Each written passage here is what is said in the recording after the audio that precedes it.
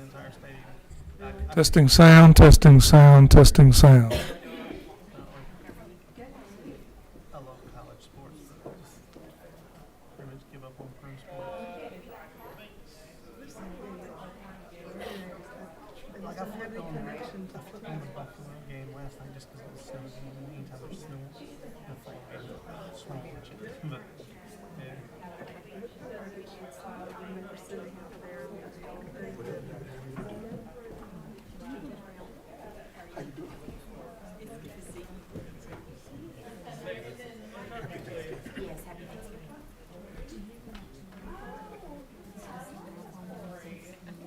I can do it like I did last time. Once we do it, then I'll go and sign it and they can sign it. Judge, you want to swear you in? And I'll just step out your way. Measure me. Good to see you. I'm the superintendent. Yes.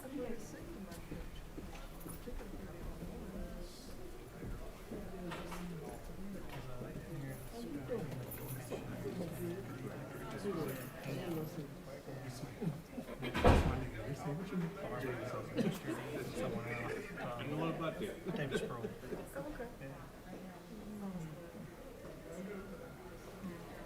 Yeah, apparently he really likes that. He likes that job.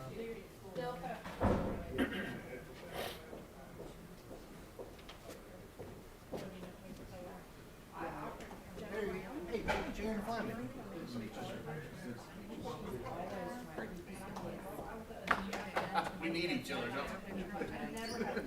I guess I'll have to give him a request for signing.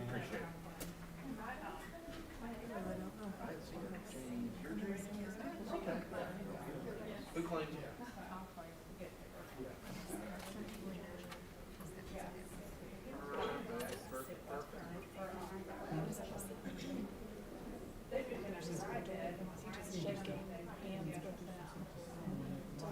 Oh, he does. I don't even know. I mean, it just started, yeah.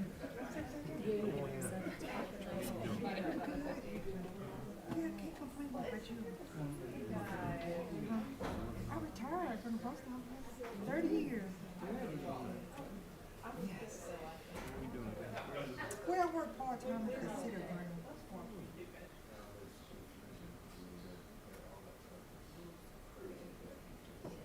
Cut from home.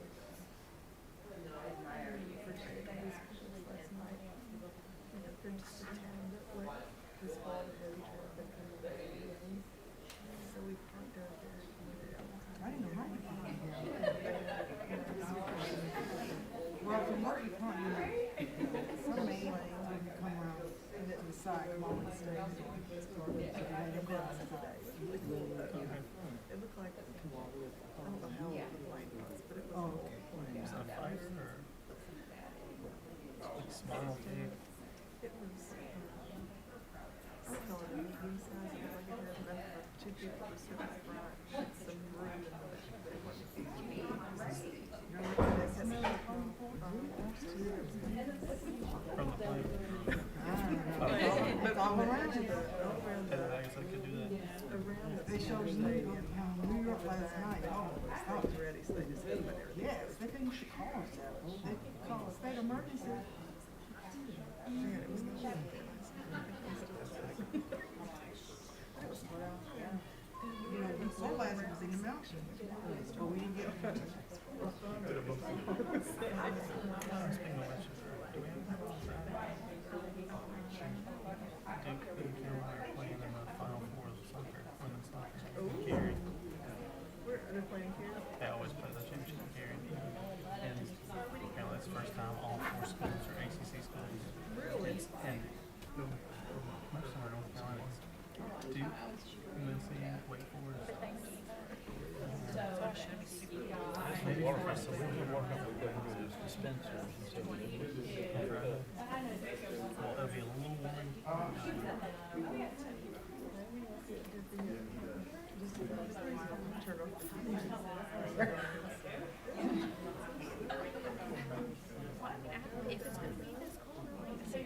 Right. Yeah. Ridiculous.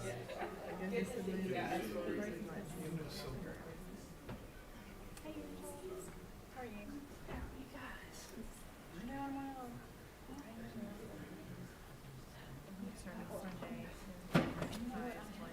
Testing sound, testing sound, testing sound.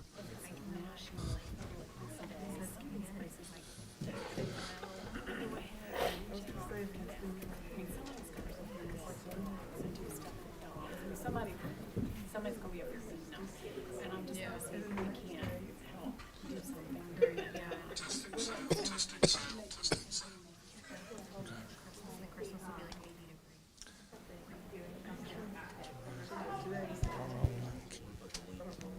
I updated them and made them live. Refresh.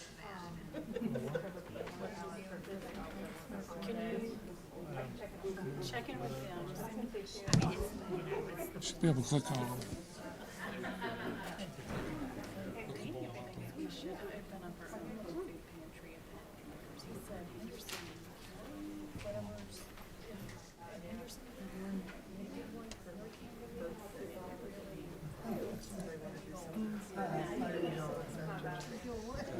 Transition is back.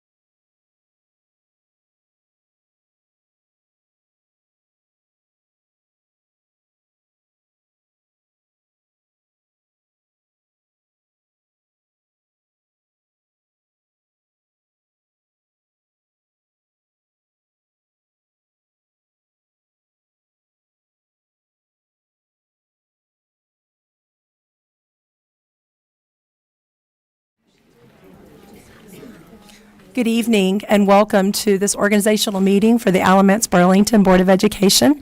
Today is Monday, December the 2nd. I would like to say a special welcome to those here in the auditorium with us this evening, family, special guest, Commissioner Pam Thompson, Commissioner Craig, former Commissioner Craig Turner, who has been a friend of public education, who's now one of our judge-elects. Is that the proper? Honorable Craig Turner. And then we'll actually be able to share some time with Honorable Judge Larry Brown shortly. At this time, I would like to invite our board members who are leaving us this year to recognize them for the service to the board and to the community, to ABSS. So one is with us this evening, Ms. Westbrooks, if you will join me at the podium for a special recognition.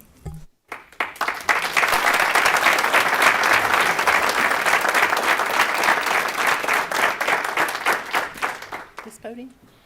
Oh, yeah, okay. Just stand out here. Okay. Is this home, Dennis? Yes. We, on behalf of the board, we want to thank you for your commitment and your service and dedication to the Alamance Burlington school system. Donna's been serving with us since 2020, and I had the honor to serve as chair and vice chair with Donna. So she holds a very special place, very special friendship for me. It's in appreciation of your support and dedication for serving the students, staff, and the community of Alamance County. Thank you. Thank and you. we will certainly miss you. Thank you. And you are welcome to say a few words if you would like. And if you'd like to invite your family up for a picture, please do so. Do you guys want a picture? What? Christy may want a picture. Oh, okay. I would like your picture with Mr. Oh, sorry. Yes, thank you. Okay. I'll take a picture with you.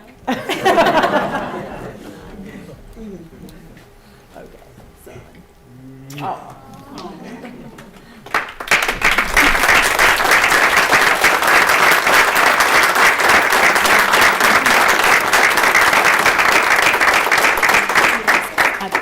I do want to thank everyone for these past 4 years who have supported and prayed for me. I definitely needed that, and it truly has been an honor to serve our citizens, our kids, and our staff.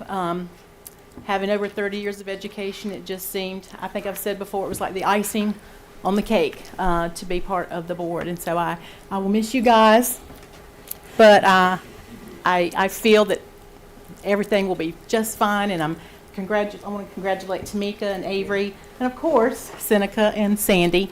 And I'm just going to miss you, but I'll still be around. You can't. You might can take the teacher out of the classroom, but you can't take the classroom out of the teacher. So thank you for all your support.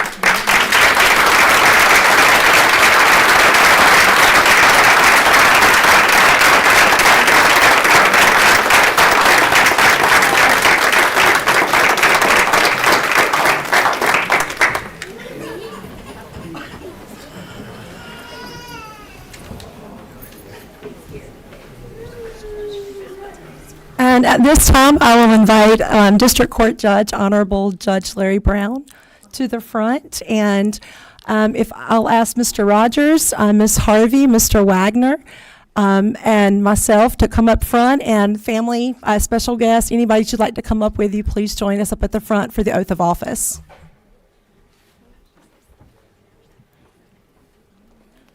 Good evening, Chair Ellington Graves, also to Superintendent Fleming and this honorable board. Thank you all so much for allowing me such an amazing opportunity. So if the family friends come on up and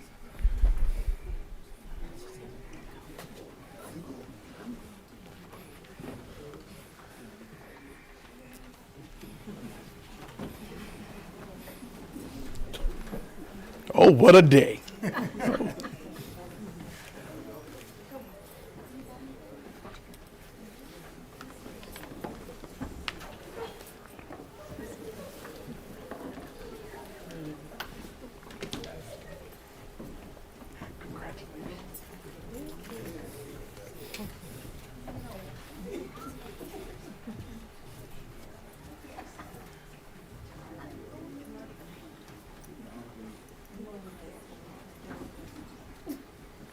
feel like we had a family reunion.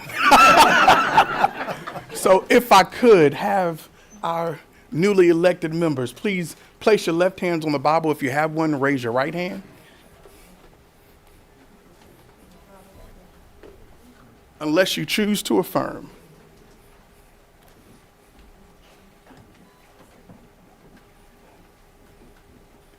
Everybody ready? All right. I state your name. Do solemnly and sincerely swear or affirm that I will support, maintain, and defend the Constitution and laws of the United States and the Constitution and laws of North Carolina, not inconsistent therewith, that I will be faithful and bear true allegiance to the state of North Carolina and to the constitutional powers and authorities which are or may be established for the government thereof, and that I will well, truly, and faithfully execute and discharge the duties of my office as a board member of the Alamance Burlington Board of Education according to the best of my skill and ability, according to law, so help me God. If that is true, please say I do. I do. So ladies and gentlemen, I present to some and introduce to others our newest board members. Congratulations.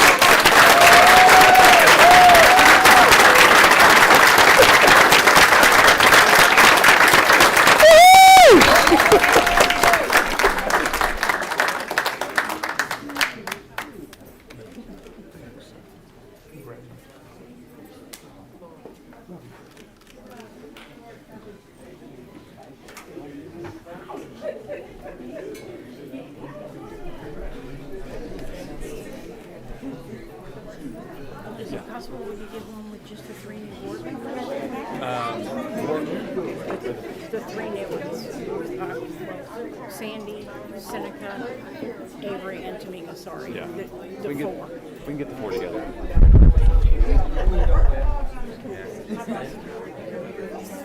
We're getting them all together anyway, so we can.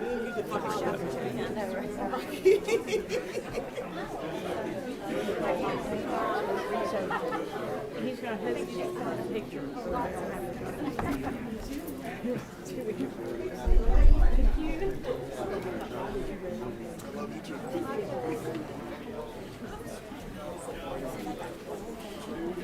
Go up there.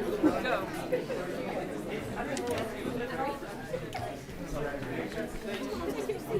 Thank you for having me, sir.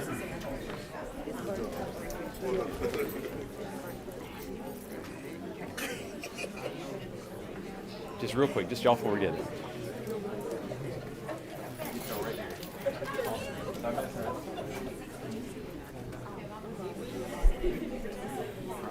Perfect. 3, 2, 1.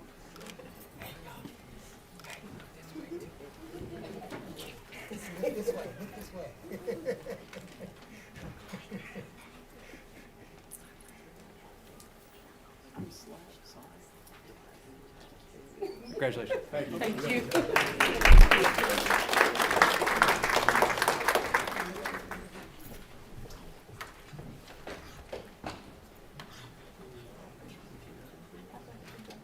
Just want to take a quick second, obviously, to say congratulations to Tamika and Avery. We welcome you to the board, and we're excited to work together.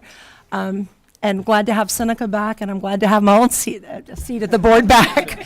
I do want to take an opportunity. Mr. Bowden was unable to join us this evening, but we do want to extend a special thank you to him as well for his service. I was just telling Seneca's wife, it's certainly a family thing when you're serving in public office. So thank you to Ryan and his family for their commitment and service over the last 4 years.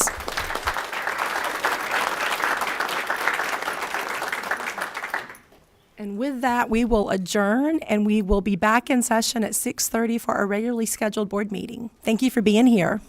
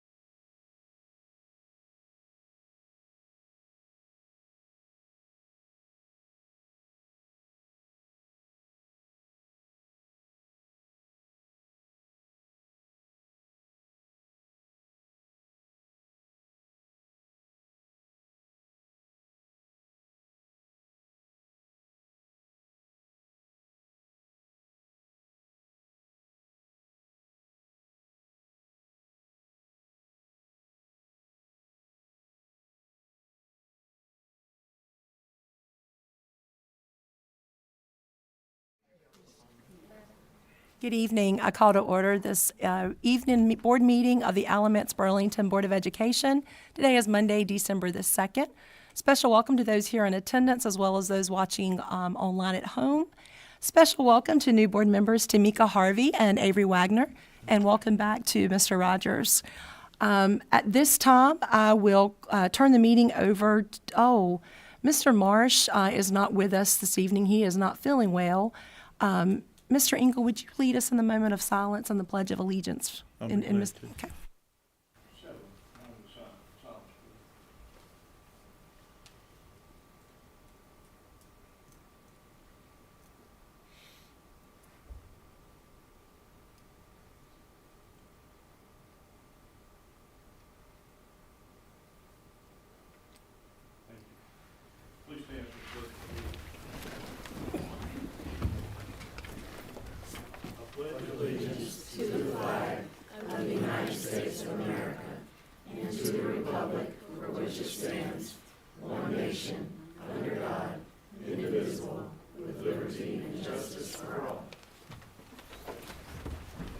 Thank you, Mr. Engel. Yes.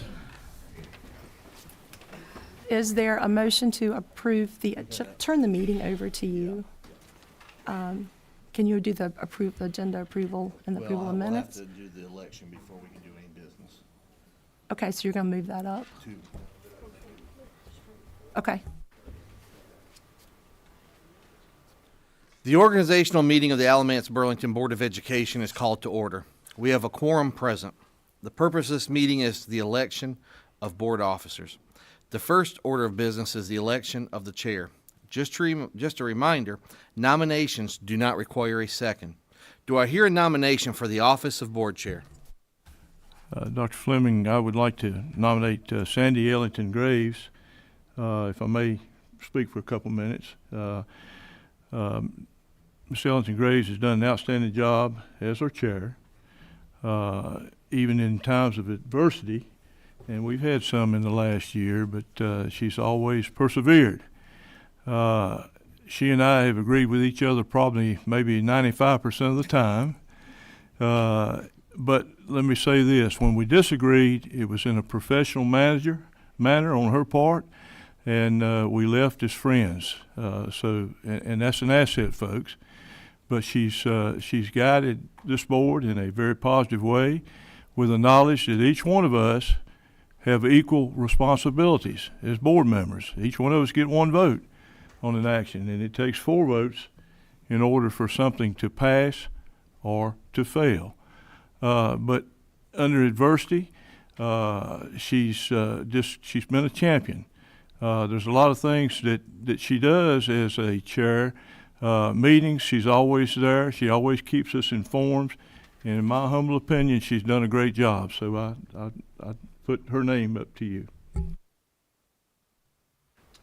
Thank you. Any other nominations? I'd like to nominate Seneca Rogers for second seat. I've gotten to know Seneca over the last several years, going through a process of election and nominations. I've gotten to know Seneca. He's a good guy. He's a champion for all of Alamance County. He's a champion for public education in Alamance County. He would be an outstanding second chair of public education. But is that nomination for vice chairman? Vice chair. Okay. This right now, we're just doing chairman. Any other nominations for chairman? No, you're good. You're good. What happens when you lose? That's right. You give the excuse. Any other nominations for chair? Hearing none, the nominations are closed. Since there's only one person nominated, we can approve this election by voice vote. All those in favor of accepting the nomination of Sandy Ellington Graves for chair, please say aye. Aye. Any opposed? Motion passes. Congratulations.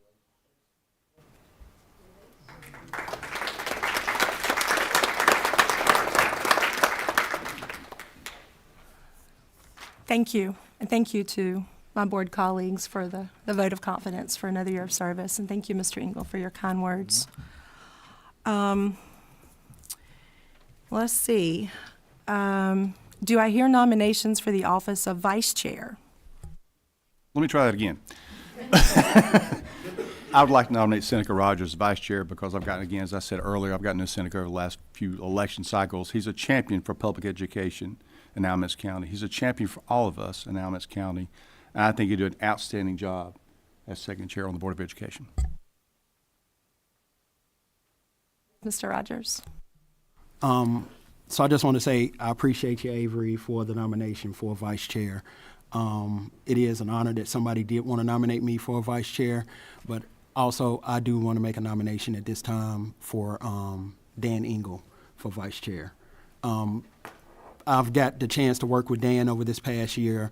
I know at this point we have to do a lot to rebuild our relationships with our county commissioners and even folks at the state level. Dan has been a county commissioner before and has been a state representative before, so I think he knows a lot of those workings and things to do in those efforts. So I think he would be a great person for vice chair, especially during this time. I do feel like possibly my time of leadership might come in the future, but I do want to nominate Dan at this time for vice chair. Thank you, Mr. Rogers. Now, Adam, but I'll leave Seneca's name in there and Dan's name in there, correct? Yes, unless Mr. Wagner wants to withdraw the nomination. Allow me to withdraw the nomination, please, for Seneca Rogers. We'll try that again next year. How's that? Mr. Rogers, are you okay with it? Yes, I'm fine with my name being withdrawn. Are there any other nominations? I should have got my glasses out, but I didn't want to unpack. Hearing none, the nominations are closed. At this time, I believe the standing nomination, the single nomination is Mr. Engel, so we can do a voice vote.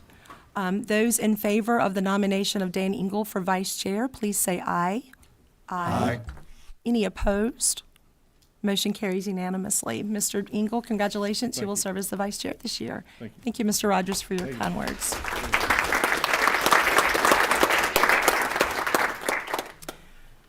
Now I guess we'll switch seats and play some musical chairs. And then I'll get unpacked and ready for the meeting.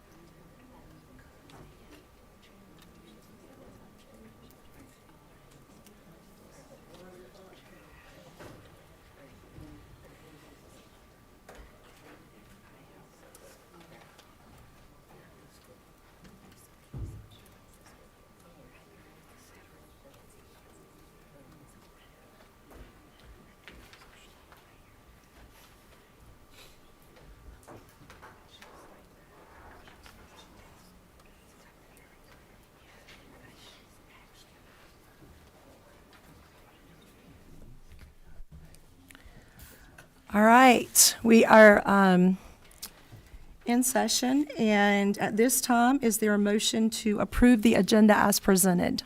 Motion to approve. Thank you, Dr. Parker. Is there a second? Second. Thank you, Mr. Rogers. Any discussion? Hearing none, those in favor signify by saying aye. Aye. Any opposed? Motion carries 6-0. Thank you. Board members, you've had an opportunity to review the minutes from 2 October meetings. Is there a motion to approve those as presented? Motion to approve minutes. Thank you, Mr. Rogers. Is there a second? Second. Thank you, Dr. Parker. Any discussion? Hearing none, those in favor signify by saying aye. Aye. Any opposed? Motion carries unanimously 6-0. Thank you. And there's one item on the consent agenda. It is a contract amendment for student services. Is there a motion to approve that item? So moved. Thank you, Mr. Engel. Is there a second? Second. Thank you, Ms. Harvey. Any discussion? Hearing none, those in favor signify by saying aye. Aye. Aye. Any opposed? Motion carries unanimously 6-0. Thank you. And I am excited to welcome at this time our friends from Elon University, Miss Laura Clemens, Miss Laura Clemens from Elon University. And I think she has some special guests, and I will not take any of her time. I will let her introduce It Takes a Village project to us. I've had an opportunity to see this in action, and it is a powerful program that I think the community will be interested in hearing about. Thank you for being here. Thank you. Thank you, board members. Thank you, Dr. Fleming, for inviting us to come and share with you about the Village Project. I have a couple people with me. I have Director of Teaching Fellows, along with several teaching fellows with her, one of our Elon representatives at one of our sites, and Dean Ann Bullock, who is also the Interim Executive Director for the Center for Access and Success. The Village Project includes several different neighborhoods, which you'll see up on the screen. We're here tonight to share with you about what we call the Big Village, the Little Village, and Summer in the Village. The Big Village is funded through a grant with the Oak Foundation, and it's in partnership with Elon, ABSS, and the Oak Foundation. We provide free weekly one-on-one tutoring to students, pre-K through 5 students in all Title I schools in ABSS. And you'll see the schools that we have programs at this year. We have a spring program and a fall program. We just finished up our fall semester that lasted about 9 weeks. We employ ABSS teachers to provide tutoring one night a week at their site. And then we also incorporate Elon students as volunteers. Our Elon students, they earn service hours through either courses that they're a part of or simply because they want to participate and earn volunteer hours. We work with ABSS Child Nutrition, and each child that comes to a tutoring session each night gets a free dinner. And then we also have a parent component that is part of our program. We provide parent workshops, we do parent focus groups, and I'm pleased to say that next semester we are going to start offering English classes at several of the sites. While the students are tutoring, the parents will be able to get English classes, and we're working with ACC, and we're working with El Centro that is located at Elon University. We do program evaluation through a couple of different sources. We're working with central office to get some de-identified student data, assessment data that's already gathered by the teachers in ABSS. We do parent and teacher surveys at the end of each semester to get feedback from them. And then we hold parent focus groups at select sites so that we can get feedback from the parents as to how the program is benefiting their child. Each site in ABSS has a teacher liaison that works to coordinate that site, and then we also recruit Elon faculty and staff to be an Elon representative at that site so that they can work together to make sure things run smoothly each night that tutoring is provided. Myself and my program coordinator, Sydney Gilbert, who could not be here tonight, unfortunately, we are at a site every single night. So we rotate through the sites to make sure that the needs are being met and that things are running smoothly. That's our Big Village. Our Little Village is our pre-K program. This was actually started through a grant provided by ABSS. And we serve one school right now, Hall River. Again, they have fall and spring semesters. They're at the same time that the Big Village is operating. Next semester, we're hoping to pull in pre-K students at Andrews and Eastlawn to that Hall River site. Dinners for this program are actually purchased through ABSS Child Nutrition, but the students receive it for free. Again, we have Elon volunteers that work with the pre-K teachers, and this is definitely a need and a desire in the community to expand this pre-K program. In addition to also the Big Village. I get calls every single week from parents who say, I've heard about the village, can you please come to our school? They may be a non-Title I school. Or we are starting to get calls from parents whose children have participated in the village and now they're reaching middle school and they're saying, can you expand to middle school? And unfortunately, our grant funding only specifies ABSS Title I schools. So the Little Village is something that we definitely would like to look at in the future to expand.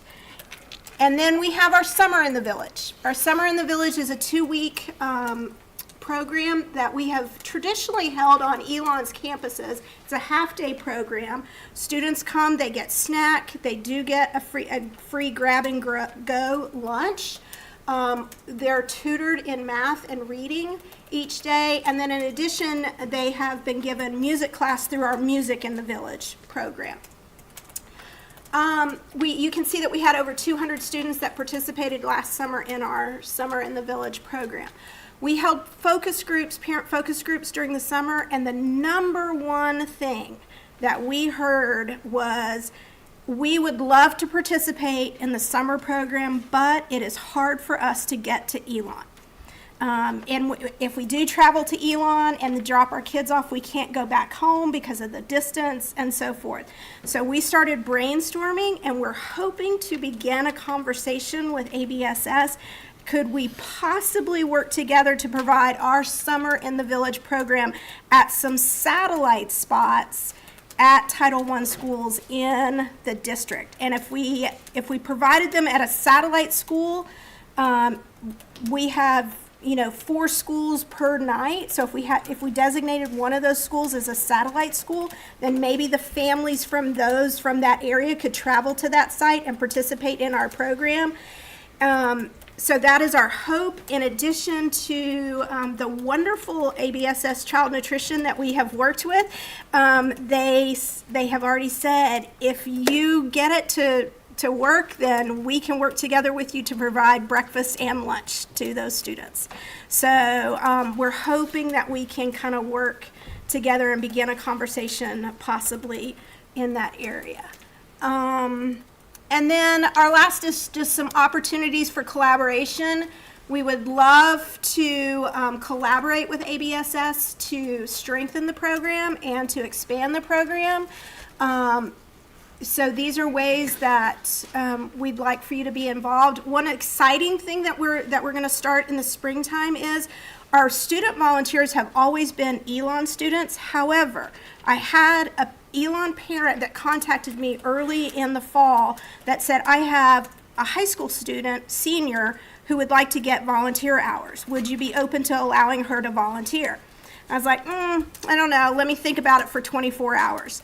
And then she called me the next day and she said, actually, her younger brother, who's a junior, wants to volunteer too.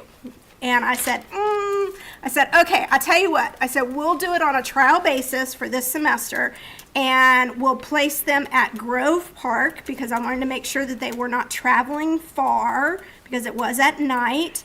And they were providing their own transportation, and it has been nothing but fabulous. They have been consistent, they've been responsible, they've been very, very mature. So we started thinking, could we expand the volunteer base? And we started talking to high school principals and guidance counselors, and we've already started the process to next semester to include high school juniors and seniors. All of our volunteers will have to register. The high school students will have to get a teacher or an advisor recommendation. They'll also have to have a parent signature because they are minors. And then all of our volunteers go through background checks and they do child protection training before they're placed at a site. So all of our high school kids that join our program will have to do that as well. So I'm going to kind of leave that, but I would love for some of parent to come up and speak about the village and what it has meant, and our Elon representative and some of the students too.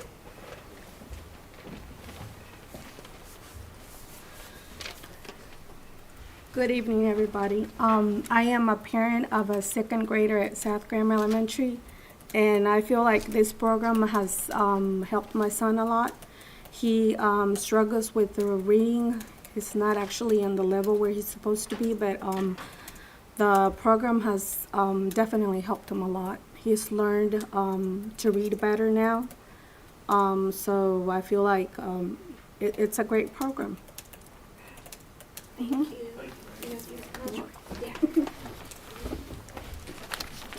Hi, everyone. My name is Katie Kuchkowski, and I am the Associate Director of Alumni Engagement at Elon University. I am one of the Elon staff volunteers for the Village Project, and this is my first year getting involved, but I am a daughter of a lifelong 6th grade teacher in a Title I school, and the daughter of, believe it or not, a truant officer. So I fundamentally believe in the power and the access of education, which is why I wanted to get involved. I know how important a program like this is to the students, their families, and the community as a whole. In my role, as Laura mentioned, I offered a lot of support on site each night, Thursday nights at Newland Elementary School specifically, and it was an incredible experience. The excitement I saw each week from the kids, they were so happy to be there with their friends, their teachers, and it was just a great opportunity for them. I saw firsthand the relationships grow between the tutors and the students, the trust, and I would say the friendship that was there. I remember, the last week, the students going up and giving the tutors hugs because of the impact that those Elon students made on their journey this fall.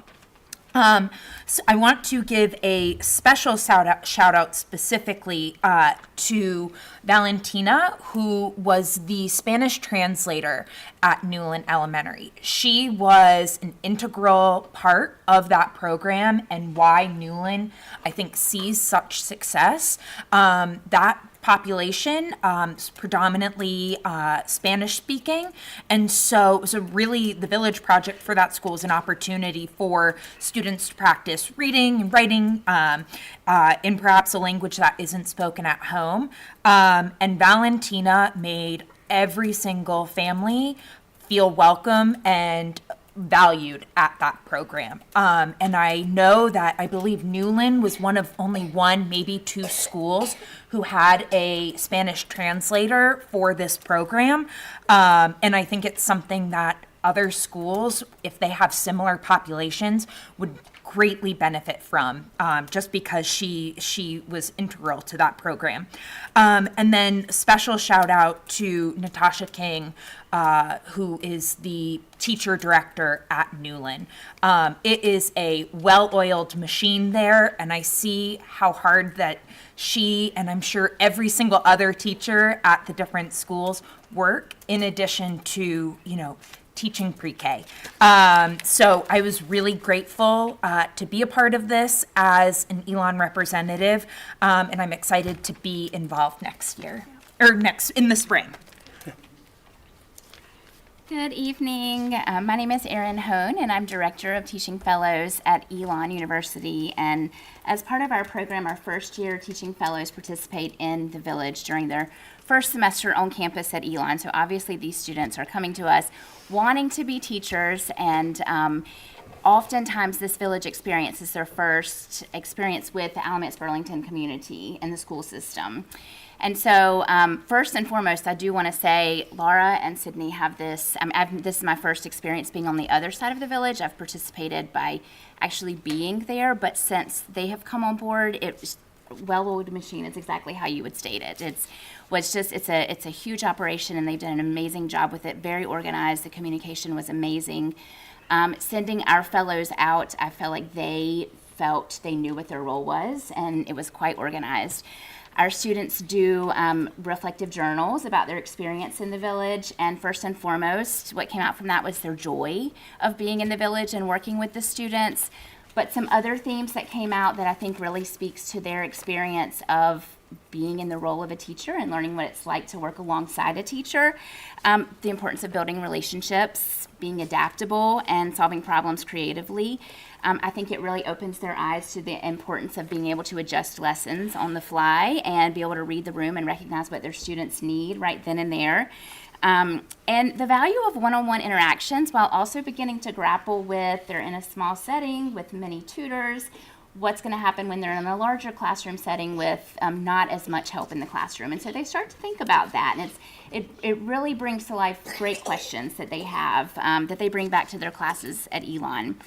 It gives them fresh perspectives on classroom dynamics, and it really, I think, gives them some teaching ideas that sparks their just even more excitement that they have about being a teacher.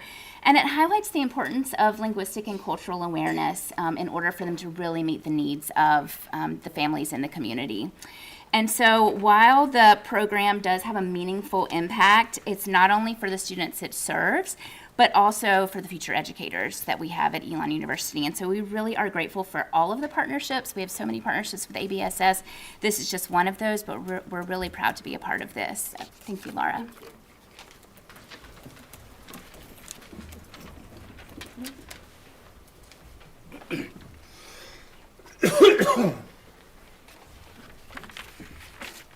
Hello, my name is Alice Vizioli, and my peers and I are with you today representing first-year Elon students and teaching fellows. So I think we can all agree with everything Professor Hun was saying, and I know personally the time I spent volunteering for the Village Project this semester was invaluable. As a future educator who may even teach in ABSS, this program gave me the privilege of having real-world experience in my first semester of college.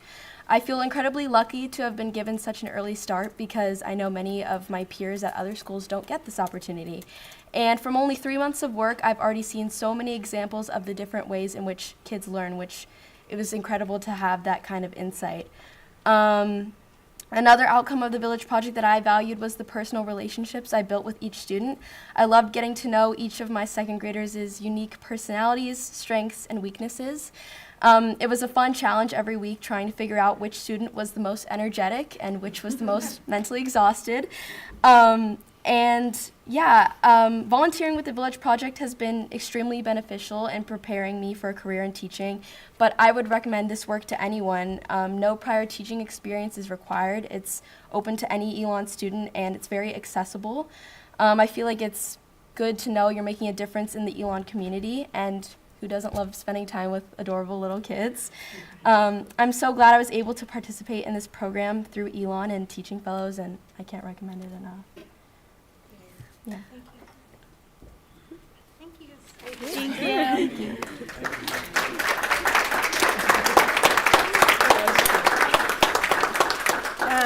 Thank you again for giving us the chance to come and share the village with you, and we look forward to more collaboration. And we would love to invite you to this Saturday. We have our Book Bash, which is our celebration for those students who have participated in the Village Project this semester. You have a invitation at the very back of your packet, and students will be getting free books there, and they'll get their certificates, and then we'll have crafts and lots of other fun things to do. And then I would certainly invite you to visit a site next February when we start again, and just email me and I will meet you at a site and take you all around and spend time with you. Thank you.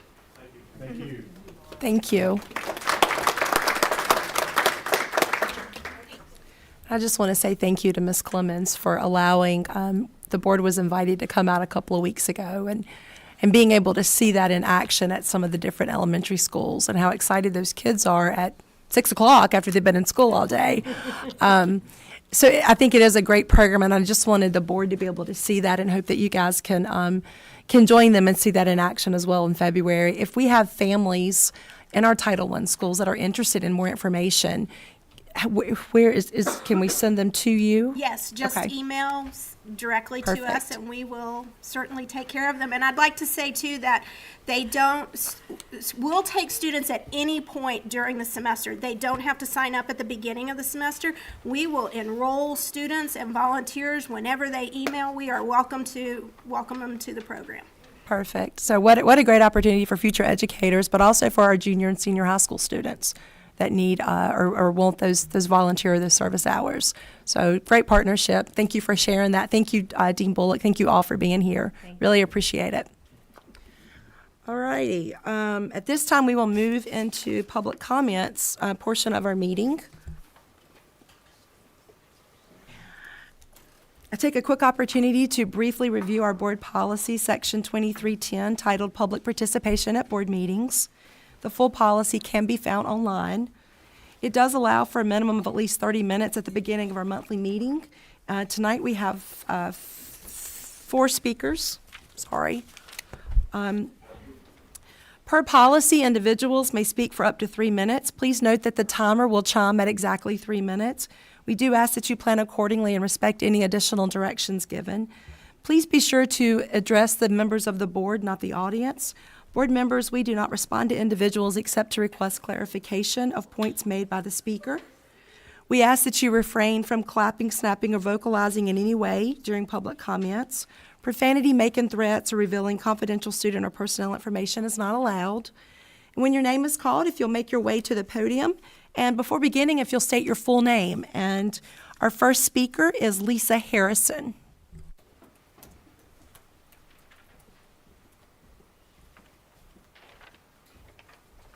Good evening. It's nice to be here. Thank you, Dr. Fleming and board members, for the opportunity to come and speak. I realize I have 3 minutes, so pardon me for reading from my notes. I want to make sure that I get everything in. First, I want to mention that this is my 3rd time attending this meeting. Not something that I typically thought that I would ever do, but as a course assignment, I decided to pick this place to observe. And what I've learned is that there is a simple, constructive way to bring positive feedback for change. And so while my first 2 times here, and this time in general is part of my assignment, this 3-minute introduction is not part of my assignment. This is from the heart of a mom who also works as a substitute teacher in the Alamance Community School System. Okay, got to get moving. So I wanted to talk to you about a topic that was brought up at our last board meeting. It was gently touched on regarding cell phones in the classroom. Everybody's favorite topic, right? So I realized as a mom that there's growing need for students, especially in middle school and high school, to have cell phones. With extracurricular activities going on, there are needs for students to have their cell phones. As a parent, there's security in that. As a substitute teacher, I can honestly say it's one of my worst nightmares. So in the middle school, they're very good about off, silent, in your bags. In high school, that changes completely. It's sort of almost a free-for-all in high school. So there's this theory in high school that they're older, they have more responsibility, they should be able to manage this. And true for some, but not for all. And so what happens is students who are finishing their assignments more quickly than others, or students who just really don't care about it. It's hard for a substitute teacher to come in and earn their trust and earn their respect, because teachers out is play day. But then we add the cell phones issue in, and now we have a whole nother situation. So, I gotta go quick. So what happens is those phones become a distraction. They become a disruption in the classroom, and then you end up having to do an administrative call for pickup, and then that student goes to ISS for the day. So it can be really disruptive and distracting, especially for the students who need more time to think and they need quieter environment to think, but it also can be very difficult as a substitute teacher to manage that situation. So while I know there are appropriate times for students to have their cell phones at school, I would really urge the board to look at different ways that they can have those cell phones and still be not distractive and disruptive in the classroom. Maybe off in the backpacks. If work's done, read a book or something that can be a little bit more manageable. So that was not part of my school assignment. I just want you to know that, but I did learn that I have a way to voice a concern and through this assignment. So thank you very much. Thank you. Our next speaker is Al Seagraves. Thank you very much.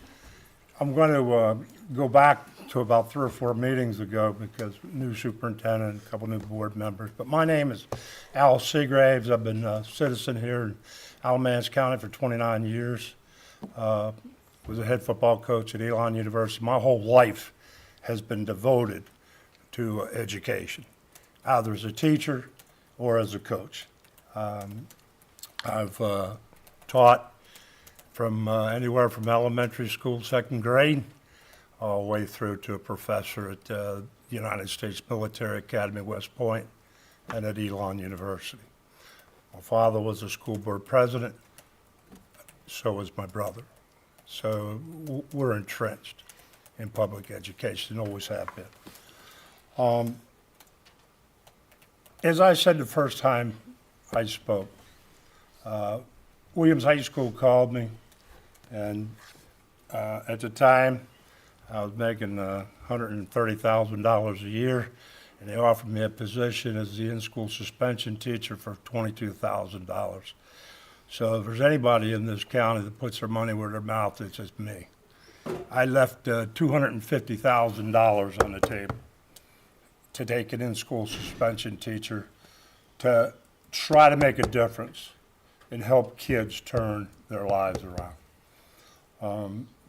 I took the job also as a football coach and baseball coach there, but I saw the facilities really need a lot of work. Football facilities, baseball, inside, interior, exterior, with materials and me doing the painting by myself was probably at least 10 grand. Also went over to Turrentine Middle School where, again, and you have to understand too, when I made that decision to take that job as an in-school suspension teacher, I knew where near had to. Sam Hunt, Atlas Lighting Products, probably many of you know him. When I joined the company, they were a $2 million company. When I was director of sales, when I left, they were a $100 million company that he sold for. I'm not bragging. I'm just telling you the truth, okay? So then in future meetings, too, you'll know a little bit about my background because I do have some issues to bring before the board that are critical as we move forward. Just real quick, got 20 seconds. When Turrentine called me, I accepted their offer to be a football coach there. It was a great experience. But again, I saw the facilities and a lot of things weren't budgeted, like simple things like water for the players. Okay, I took money out of my own pocket and my father-in-law's pocket so the kids could it'd be safe for them. I've always been a champion of safety. Thank you, Mr. Seagraves. I'll be back. We'll see you next month. Thank you. Thank you, Coach. Thank you very much. I appreciate it. Thank you, thank you. Our next speaker is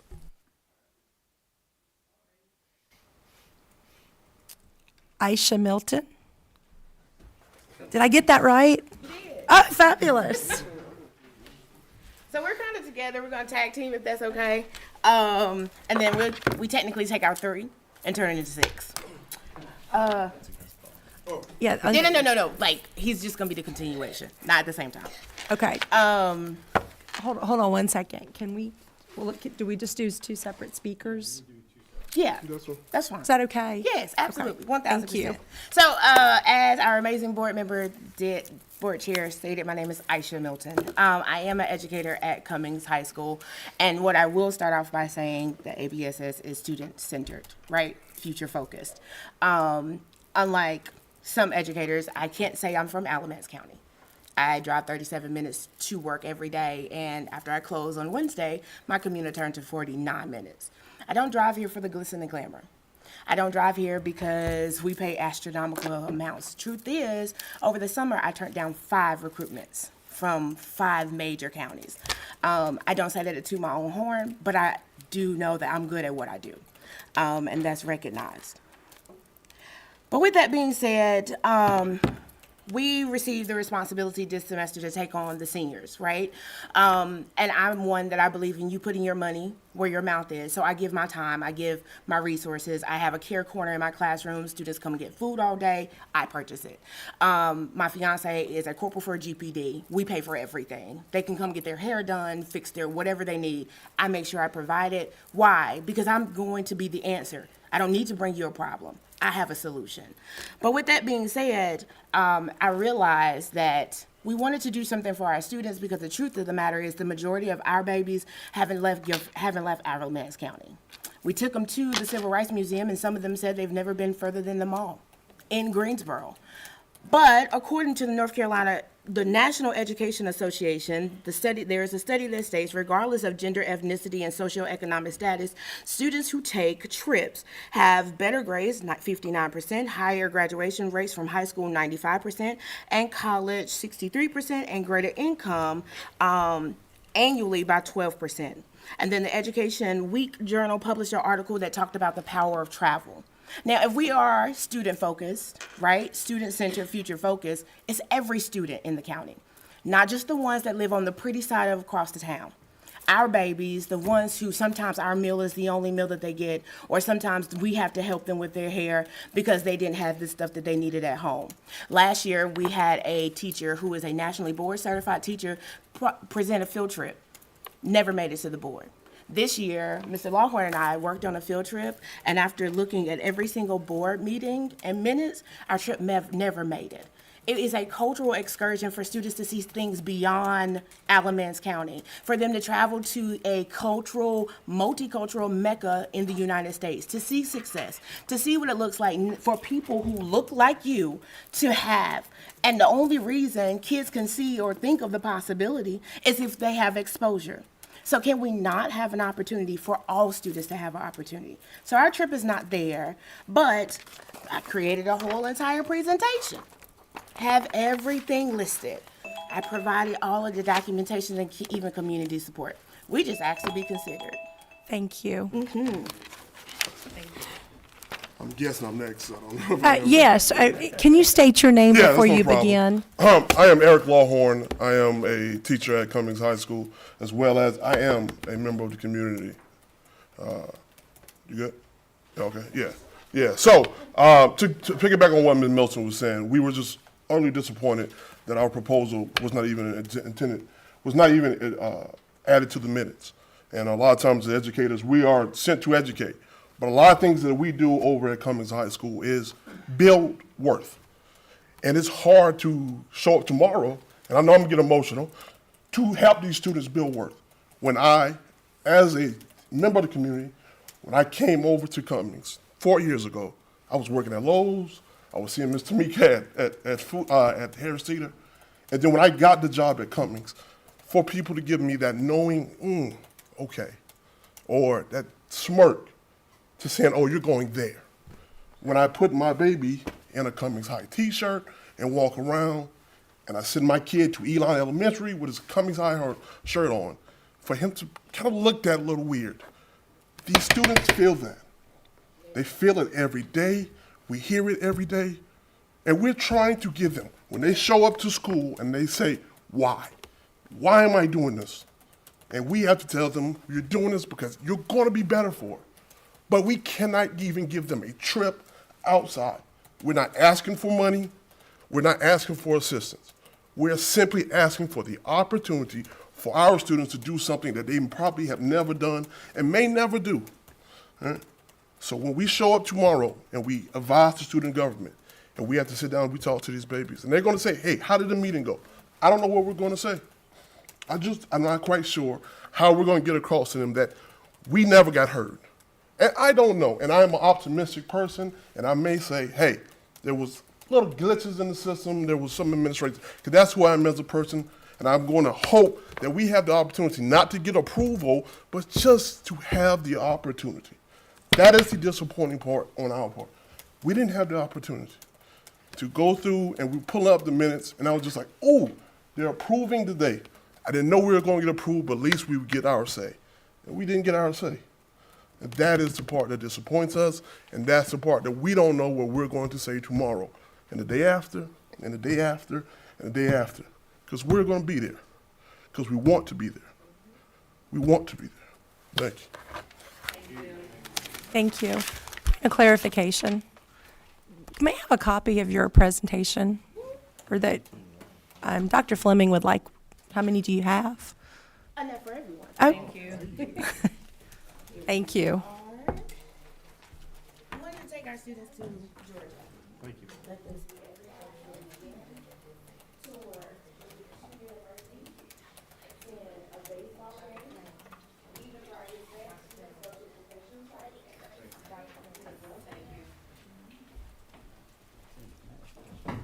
Yeah, clarifying. Absolutely.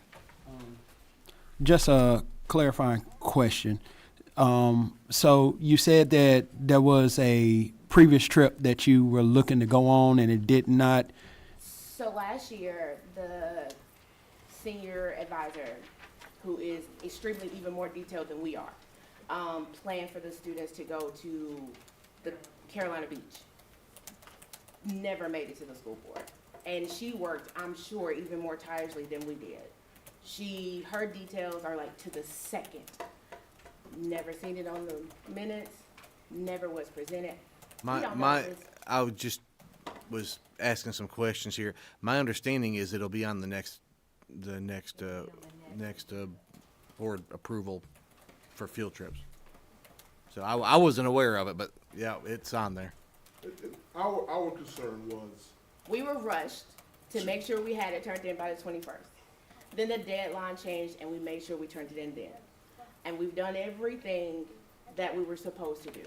The reason that we're here is because we do have a history of students at Cummings being overlooked, not being included, not being given opportunities. And if I have to fall on the sword for our kids, I will do that every single time. Because they deserve every opportunity that every kid at Western or Southeast or Costa Rica or wherever they're going. It's going to they be deserve approved. it. Yeah, it'll be approved. Well, I can't. I'm going to recommend. I am going to recommend its approval. That's a little pressure, but okay. No pressure, right, Dr. Fleming? Thank you. Yeah, Thank you for Mr. bringing Miller. that to our attention. And it looks like your time frame is May 1st through the 4th, so that would give you adequate time at the next meeting for approval, or for consideration, sorry. Yeah, that's what I should say. I'm going to recommend it. Thank you. Thank you for being here. Yes, Mr. Engel? And folks, just to give you an idea, we're voting on 11 field trips tonight, so, we'll do that, and then yours will be next, so.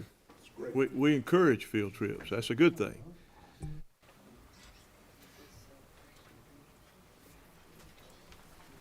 All righty. Thank you for those who came out this evening to speak. I think that is one of the most powerful 3 minutes at that podium, is for our community to have a voice. At this time, we will move into Superintendent Finance and Human Resources, and I'll turn the floor over to Superintendent Dr. Fleming. Thank you, Madam Chairman. Good evening, everybody. We've got a couple items for approval and a couple items for discussion. So I will start with the first item for approval, item 1. It's from the Institute for Transportation Research and It's from the Institute for Transportation Research and Education at NC State University. It's been a few years since ABSS has contracted with ITRE for this, or it's their subgroup known as ORED, and it's Operations, Research, and Education Laboratory. They are going to perform a land use study in Alamance County for us. They will also look at ADM projections. They will also look into school it's not school facilities, but school capacities across the county. And they will advise the board on various items. One would be a status of where we are, where the highest growing areas in the county are, where building permits have been approved, lot permits have been approved, but also they will assist the board when we get to a point of redistricting.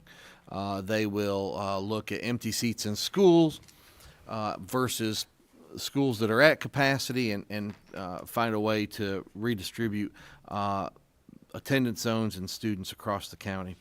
The amount of this contract is $34,000. That's within my limit to approve, but I felt like it was appropriate to bring this to you for the simple fact that this is really step one in determining the best use for our facilities, to get a handle on the growth in the county so that you as a board can see that, and so we can understand where we need to build future schools. This is a 10-year projection. We would still probably work with them every year, and they would obviously move that up forward every year. But what it does is it will give us an idea of when some schools would reach capacity, when some schools and some schools may not reach capacity without being redistricted. And so I've worked with Mr. Thomas Dudley, who is in your board packet here. I've worked with him for many years in prior roles as superintendent, and does an excellent job with the information they bring forward.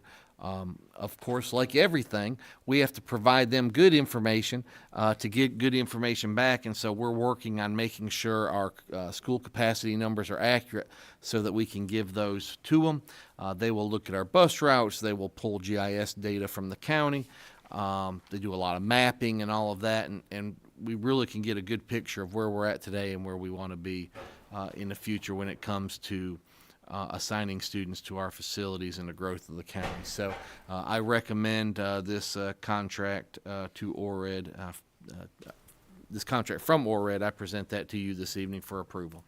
And happy to answer any questions. Thank you, Dr. Fleming. Questions? Yes, Mr. Engel. Dr. Fleming, is this something, once the dust settles, we get the results, we can share with the county commissioners on a regular basis? Oh, absolutely, and it will be public information anyhow. But yes, we can have ORED present it. I will tell you when they get down into the data, sometimes it's good for them to present it instead of me.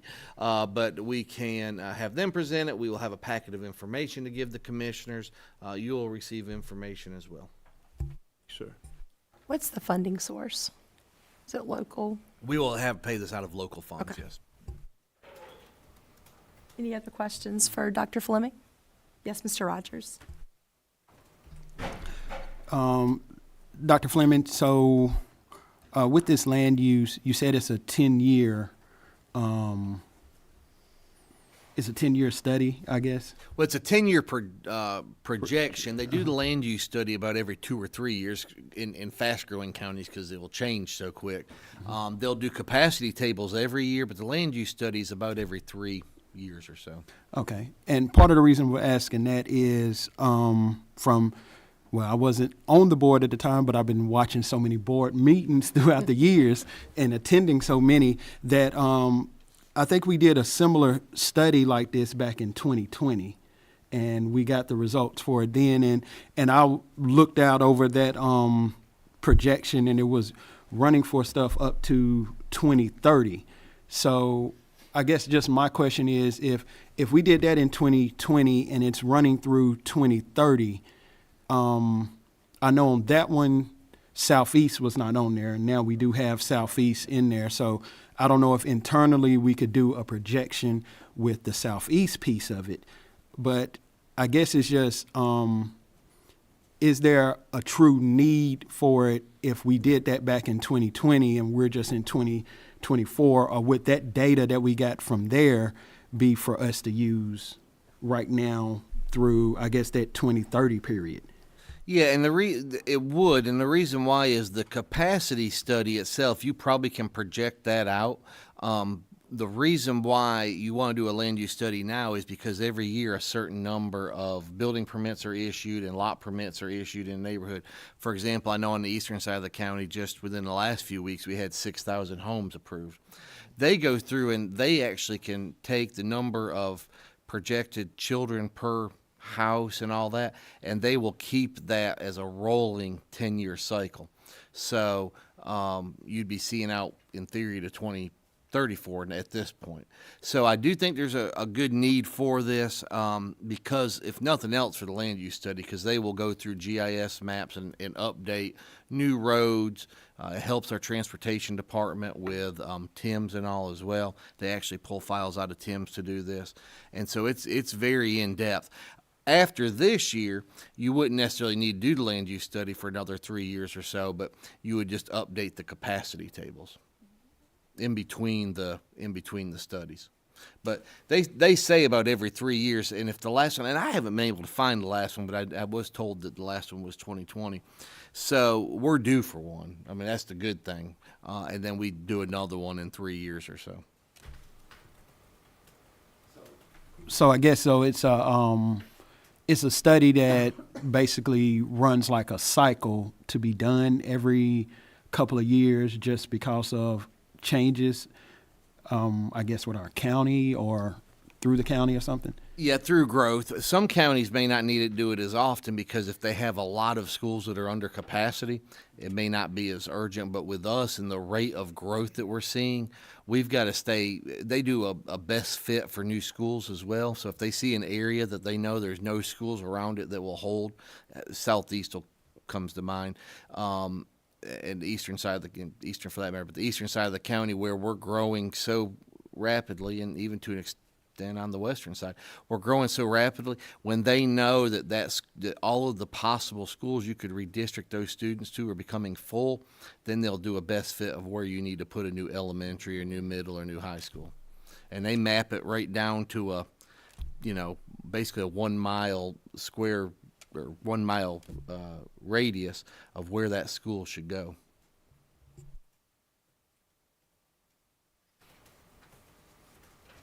Yes, Dr. Parker. So there's one quick question. You said you'd worked with, I think it was Dudley previously. So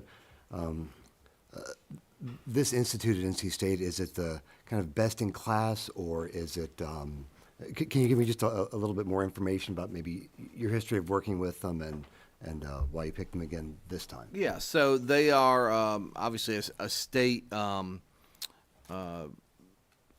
agent, not a state agency, but an agency of the UNC system. They work, and they've got in here, they're a joint lab between A&T Central, NC State, Chapel Hill, and Duke University, so they even get into the private schools.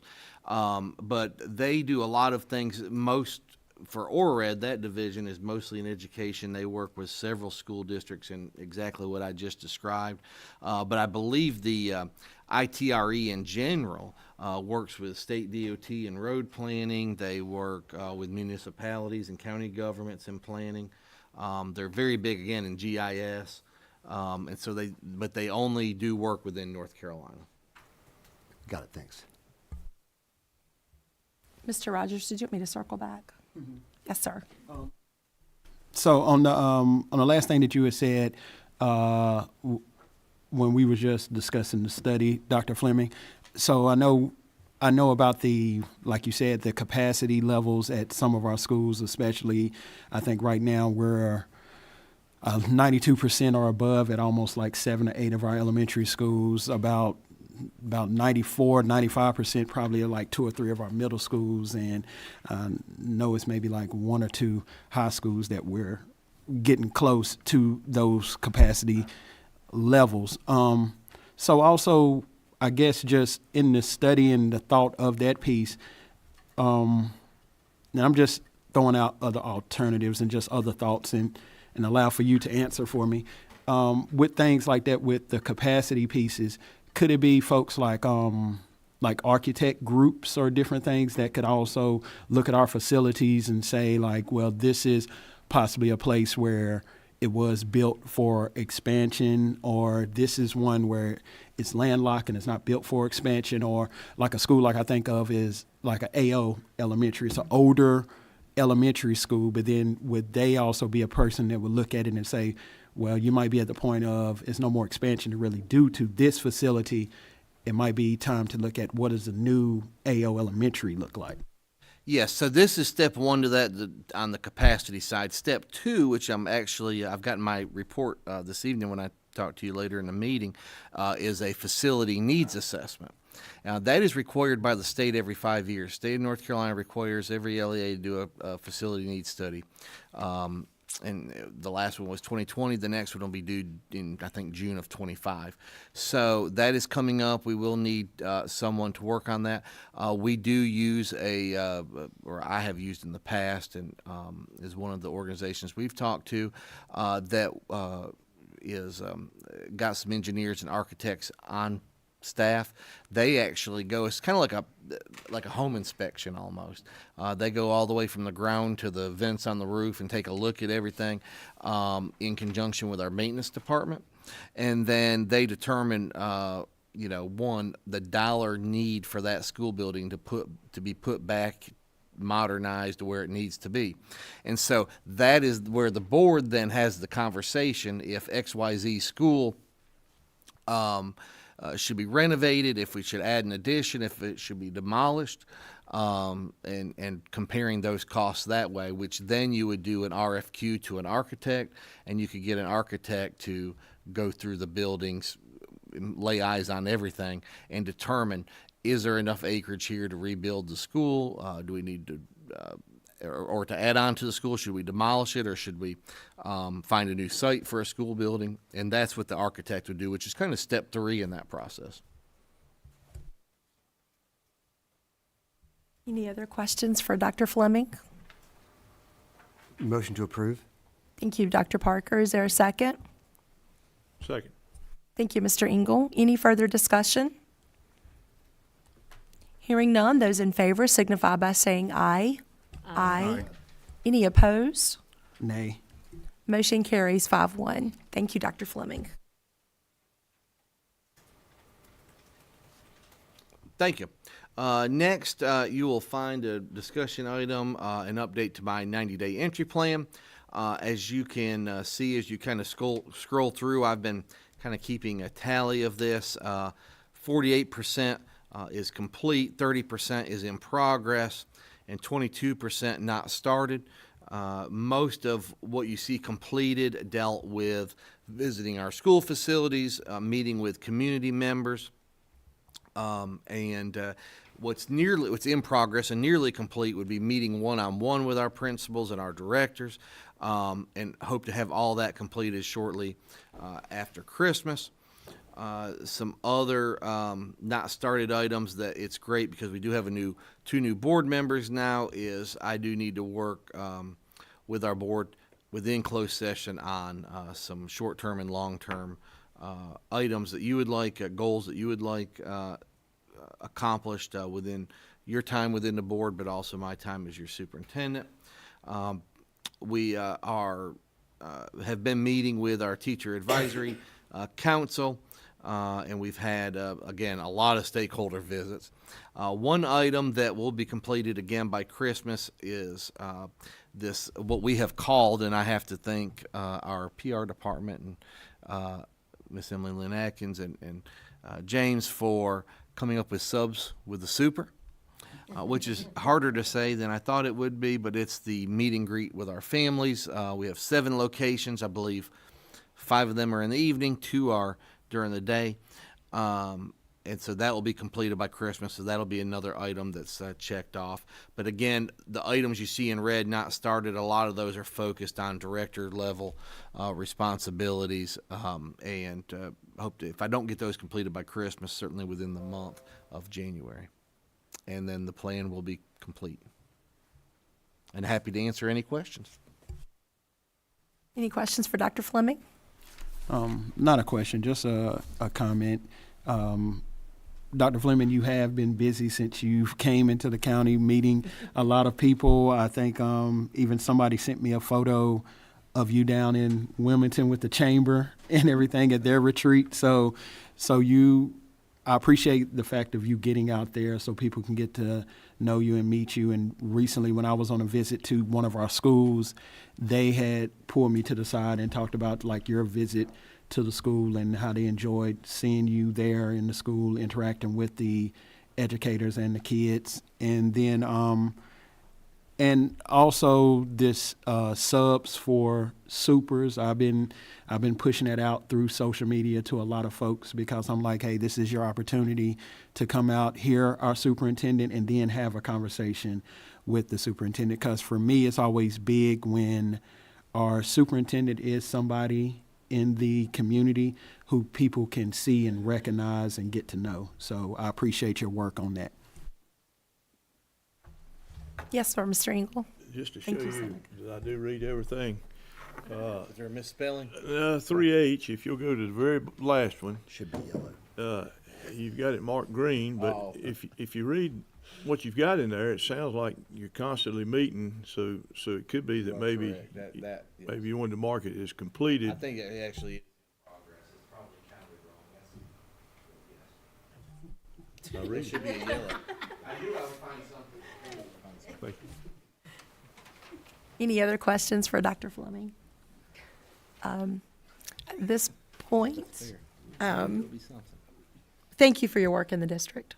Thank you. I know you're not doing the countdown or anything, but I know you're closing in on 90 days, and you've been really active. At this time, I will welcome for the first time to the podium our Chief Financial Officer, Mr. Tony Messer. Thank you for being here with us. Thank you, Madam Chair, members of the board, superintendent. I ask for a little grace as this is my first time navigating the technology up here, so my goal is to get it right. So, first of all, thank you for the opportunity to come and serve the students and the faculty at ABSS. It's been a tremendous honor. I am in week number 6, so a little past 30 days, and it's been quite a busy time. So hopefully I can share a little bit of information that will help guide what's been taking place over the last month or so. All right, budget resolution. The goal is to bring an official budget resolution to the board at one of the January board meetings. As to why there has not been a resolution brought to the board as of to date, there are many different reasons why. I guess the transition with the new superintendent, my transition as CFO not taking place until October. Also, I'm going to put a little bit of emphasis on the state not really passing a complete budget as well, just passing salaries and benefit increases. So the goal going forward after this year is to bring a budget resolution to the board sometime in September or October, depending on whenever we have more information as we put a budget together. And subsequently, budget amendments, I will bring April, May, and June of next year as the year progresses. I want to stop and speak a little bit about the format change. There's a little bit of disconnect between how the state requires us to have a budget approved by the Board of Education and actually how school districts manage their monies. I got the privilege of about a month and a half ago to speak in front of many superintendents in the state, and this was one of the topics and Q&As that was discussed. The state, by law, requires Board of Education to adopt a budget by purpose or purpose function, but that's not how school districts manage their money. We manage it by program, what we call PRCs. I'll give you an example. The state teacher allotment, PRC 01, that is, we manage that, a position allotment, we manage that, but that's not really what's presented to the Board of Education in a budget resolution. It's really co-curricular or curricular activities is what you see. So the change in format is I'm going to present it to the board in just a high-level purpose, but I'm going to give you a much more detailed background as to how we budget by PRC and how money is moved between different pieces of those programs as we move forward. I think you'll find that much more beneficial than seeing a budget by purpose or purpose function.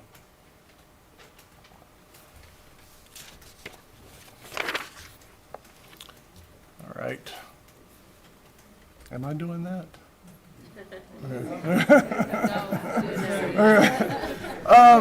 So I just wanted to give a brief glance as to how revenues and expenditures are trending this year when compared to the prior year. State revenues are up, but that's anticipated due to the increase in low wealth monies that were received and also more of an emphasis on spending state dollars first. Whenever you spend state dollars first in advance, then of course you ask for more state revenues, state monies up front. Local revenues, of course, there's an increase in local revenues, but there was also, associated with an increase in the county appropriation that was received from the county for the current 24-25 fiscal year. Federal revenues way down, but that's due to ESSER funds going away. As of September 30th, ESSER funds are no longer available to be spent unless they were encumbered by that date. Capital outlay revenues, they're up due to the increase from the county for capital outlay projects and for technology, technology upgrades. School nutrition revenues, it's a little bit deceiving, a 3% decrease, but the timing as of October 31st is related to federal reimbursements that were filed. Just the money just we had not received the money as of October 31st. And daycare and Fund 8 other grant revenues are really quite equal to the prior year. Expenditures.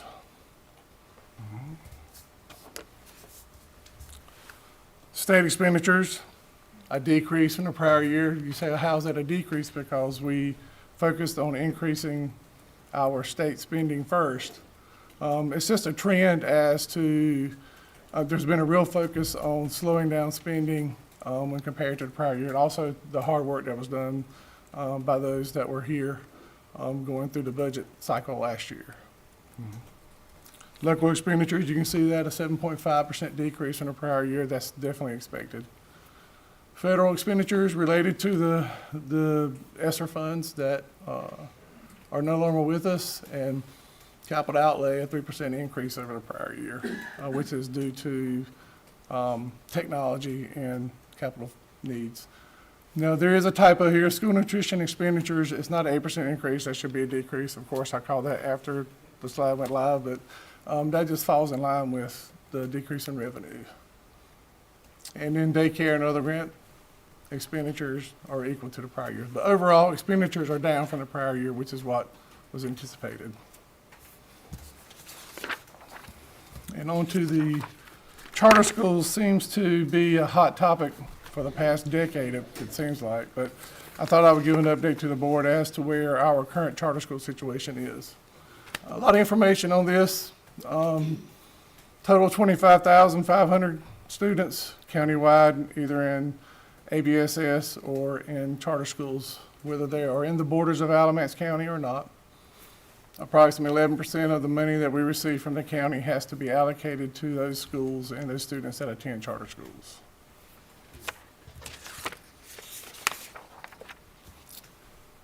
And here, $17,985,000 is what we've received from the county.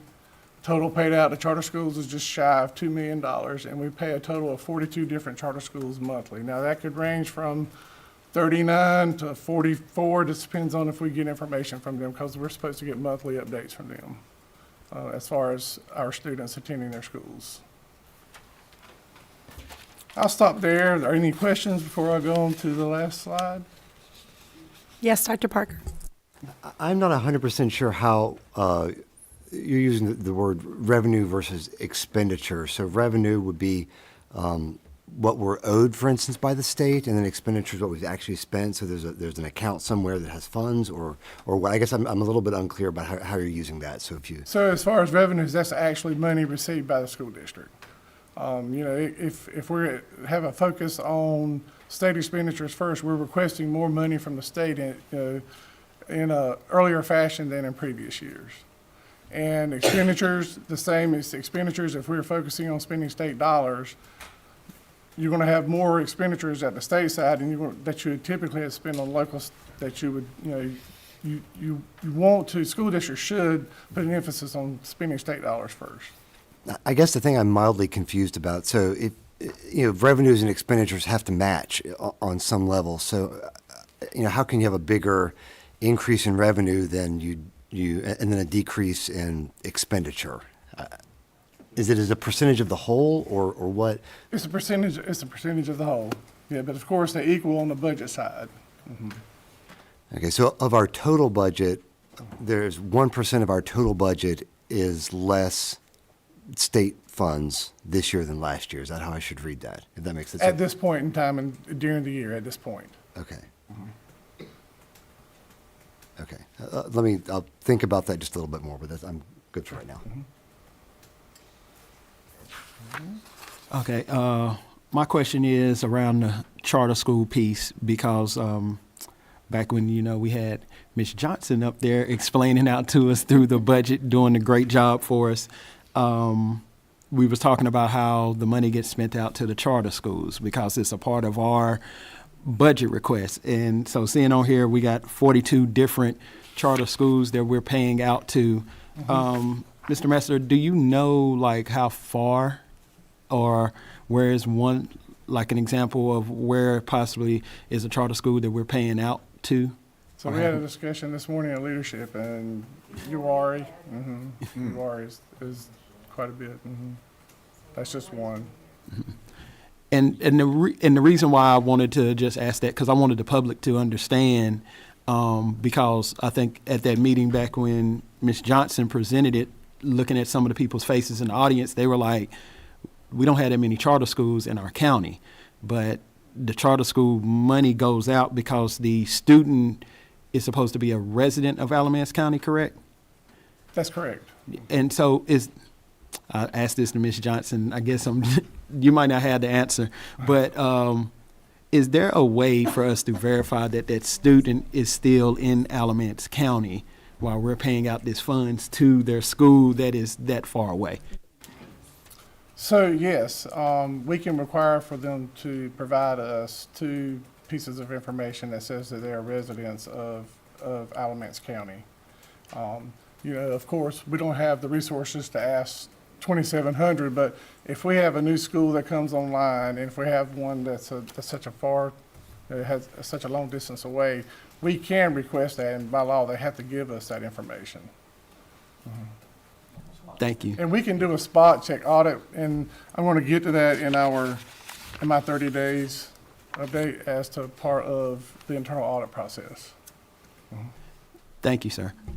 Any other questions? I guess my question would be, do we ever ask for that information, or are we just okay with sending out the money, you know? So, again, I'll say that once we have a new charter school that we have not paid out to before, we definitely ask for that information. And then we started an internal audit process to start picking a sample of students that we are going to send to the charter schools to verify that they're still residents of the county.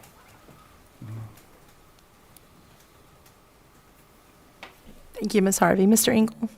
And my understanding is, once they go to a charter school, the money follows them. If they leave that charter school, the money still stays there at the charter school. Is that correct? We recalculate this every month, so we don't have to worry about, many years ago, you would send them the entire allotment up front for the month, but we recalculate it every month because those numbers change every month. Our ADM changes every month, and their ADM changes every month, so the per pupil amount changes every month. So when a student is not enrolled in month 4, then they do not get that revenue for month 4. I appreciate that. I've learned something new tonight. Thank you, sir. Any other questions at this point for Mr. Messer?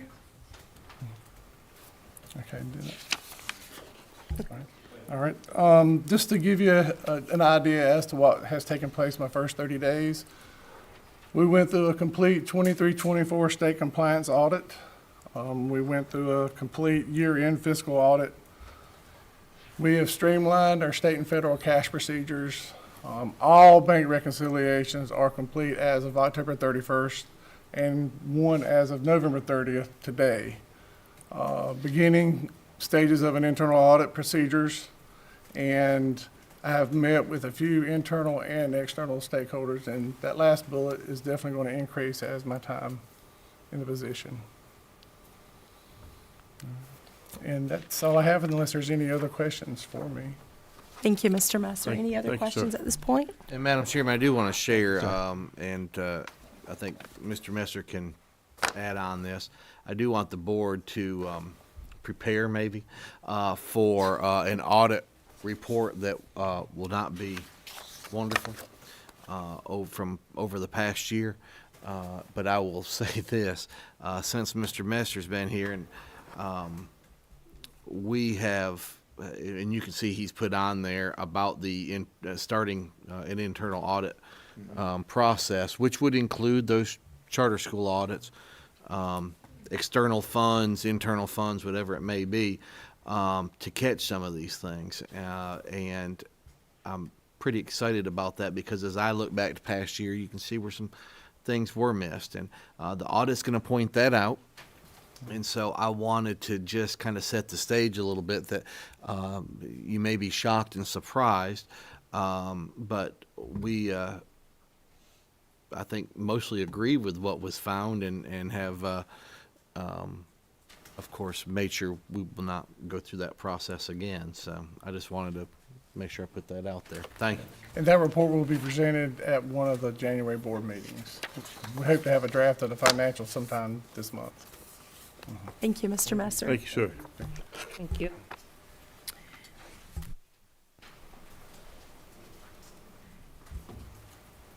And at this time, I believe, oh, we need a break. Okay, okay.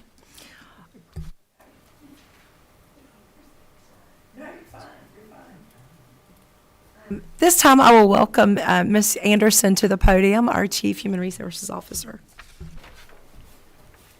Good evening, Madam Chair, Board of Education, and Dr. Fleming. Before you tonight, I do have policy revisions to update the contact information for two policies that you have. The first policy, if we could just click there for me, technology 1710-4020-7230. This policy deals with discrimination. If you'll go down to page 9 of 10 for me.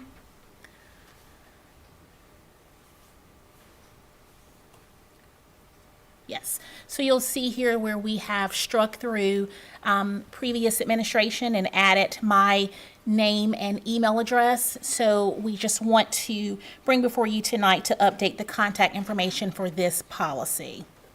Okay. Any questions? Motion to approve. Can, One more. yeah, we have one more. Yeah. And then 1720 on page 1, we do have the Title IX coordinator. Again, it is to update the contact information only.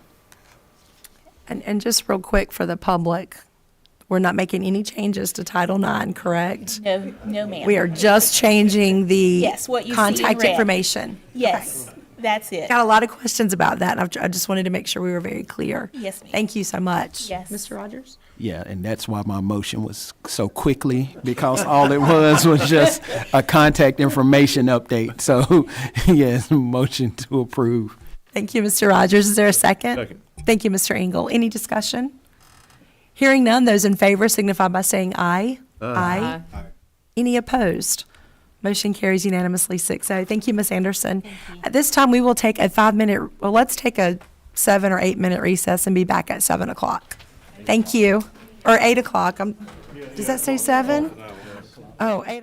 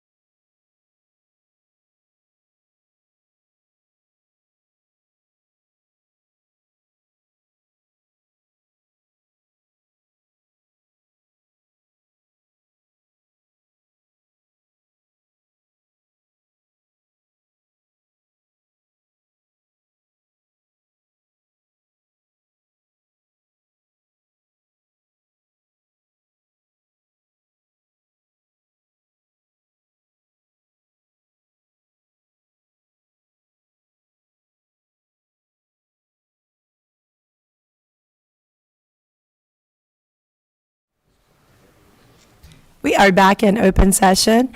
I welcome to the podium Ms. Ravonda Johnson, our Chief Academic Officer. So good evening, Chairwoman Ellington Graves, Board, Dr. Fleming. This evening I'm bringing to you our State of the District. Earlier this year we told you that we would bring you quarterly updates for our school improvement plans that you had approved earlier at the school year. So the updates that I'm going to give you are for the first 9 weeks. Our first 9 weeks ended October 25th, so time has passed a little bit, so understand that these are just for the first 9 weeks.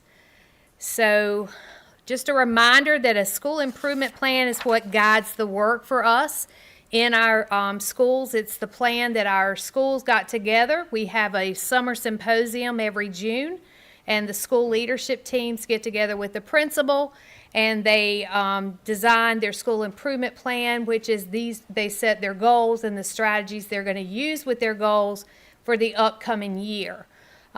We also make sure that the goals are measurable, and the schools like it because it gives them uninterrupted time to work together, and then when they are ready to start school back, the school improvement plans are finished. They may have to tweak a little bit, and then they present them to their staff for the staff to vote on them. And then, of course, we present, after the staff votes, we present them to you for you to also vote saying that you support their work. Within our elementary, we had 16 schools whose focus was K-2 reading. They felt like they needed to do better with their K-2 in order before they started working on their 3-5.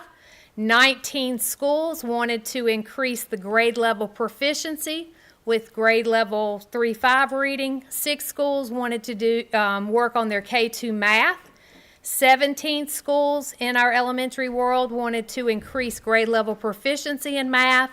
3 schools had identified grade level proficiency for grade 5 science.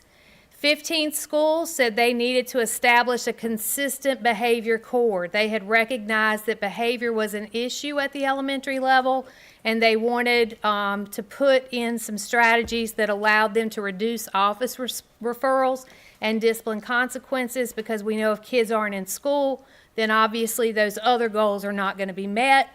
And that we had 5 schools who said we need to increase attendance, and then we had 3 that had other things they wanted to work on. If you look, our elementary schools take a beginning of the year assessment called M-Class, and K through 3 takes this assessment. And if you look at the number of tested, out of the number that were tested, you can see the number that are already proficient. Now, already proficient doesn't mean that we stop teaching those kids because they have it. What it means is with those kids, if you remember the last board meeting when we talked about our advanced learners, for kids who already have it, we can't stop working with those kids, because if we do, number one, they're not going to continue growing. Number two, we want those kids to grow even more, because we also have to take care of our advanced learner kids so they'll stay with us and not leave us for other schools. So we still want them to move, but this gives us, the M-Class gives us the data that we need to know who do we really need to work with that maybe is in the yellow or who may be in the red.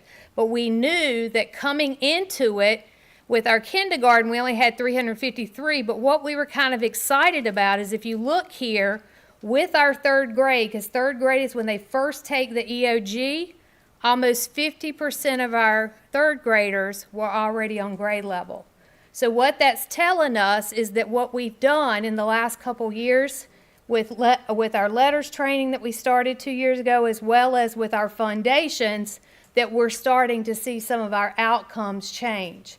Also with some of our tutoring that we've been doing with our lower grades. So we're not there yet. We know we still have work to do, but we're starting to see some of those outcomes change at the lower level. I think I've shared with you guys, I've always been a middle high school person, but I've slowly changed to become a little people person as well in this position, because honestly, if we're not getting it here, we're never going to get it at the middle and the high, because they're not going to be prepared. So it's been exciting to walk in and see when these kids are getting it, because I know now they're going to be better prepared for us. Another exciting for us was the K-2 math. Even though several of our schools had this as one of their goals in their school improvement and plan, if you look, again, the checkpoint system that we had, if you remember, last year was our first year with our Reveal math curriculum. We also had a supplemental individualized pathway. We have Redbird for our kindergarten through second grade, and then we use Alex for third through fifth. If you look at our K2, with kindergarten, we have number of kids who would be, these are our kindergarten coming in, but if you look at our first grade and you start looking at the kids who, number of kids that are at level 2 and level 3, much higher than it's been ever before, which was exciting for us. So you can already see the kids who were using Reveal last year, we're already starting to see a change this year from those outcomes. So that's just showing us that where we are, we're starting to see outcomes from what we did last year. So that part was exciting too. Again, none of this data says to us that our kids aren't getting it. Any assessment we're given right now, whether it's the check-ins, these checkpoints, M-class, none of it is to measure a school by saying, oh, only 30% of their kids were proficient. None of it should be used for a grade. None of it is to say to a school, you're not where you need to be. All of it is to show us where a kid is right now, and we use that data then to do groups, to identify small groups, to be able to individualize what a kid may need, to be able to put kids in the right interventions. So one of the things that we've shared with principals is when we share the data with them, or even if I'm sharing with you, don't go judge a school and say, but your school only had 38% proficient. It's not that they had 38% proficient. On the standards that were tested, 38% of those standards were mastered, because not the whole standard course of study was tested. And also, if we didn't teach a standard, that standard may have been tested, but we may not have taught it. If the kids mastered it, that's a plus for us. So we may not need to waste our time teaching that standard. We may need to do a review on it. But what we need to do is look at the data and say, okay, if only this was mastered, then what do we need to do for the rest of it? So that's what we're trying to teach our teachers and our principals. It's not evaluative. One thing that is concerning, in 15 schools in the elementary world said we have an issue, and our district improvement team is working on this, is our behavior core. If you look at this, for the first 9 weeks, you will see that in our elementary school, we had 410 days of suspension for our elementary students in the first 9 weeks. So this is an area that we have got to work on to find out, what's causing this, what's happening, and then how can we work with our kids in order to keep them in school. But how do we work with them to keep them from disrupting other kids, and how do we keep our teachers safe and allow our teachers to be able to teach? And right now, that's the difficult piece. Our district improvement team, I've shared with you guys, we meet twice monthly. We have a subgroup of that district improvement team, and there are administrators in that subgroup. They're working now on a behavior core as what is it that we do when kids, we've done everything at this level, but now a kid is just constantly misbehaving. What steps do we take at this point now? As you can see, in kindergarten, we've got some little kindergartners that right now they're not adjusting well in first 9 weeks to stay in doing the right thing. So we have to teach them, and a lot of our kids have not ever been in a structured setting. As much as people would like to think they have, a lot of our young people, it's the first time they've ever been in a structured setting is in our kindergarten. So learning how to sit and sit for an extended period of time is difficult for them. Learning how to share, learning how to speak in an appropriate time, learning how to use appropriate language and appropriate talking skills. Believe it or not, kids do imitate what they see at home.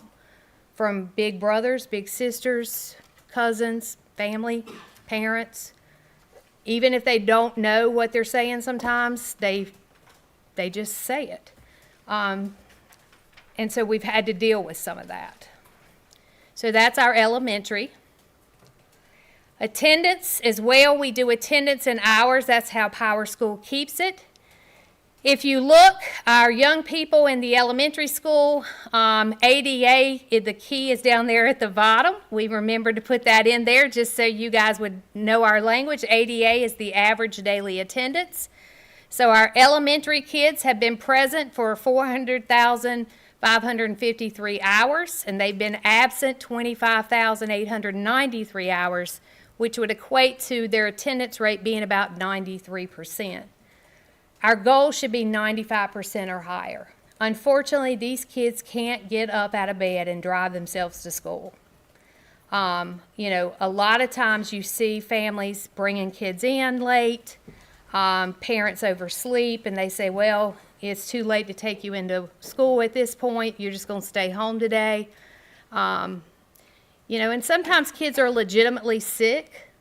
But the thing is, whether they're a kindergartner or a fifth grader, every day matters. We don't have days that don't matter in school. So every day that a kid is not there is a day they're missing assignments. And I know people think, well, we can send the work home with them. You can send work home, but they'll never get what the teacher said that day in class. That's just as important as whatever may come home, because a lot of times what we do in class, you can't send home because that instruction piece doesn't come with it.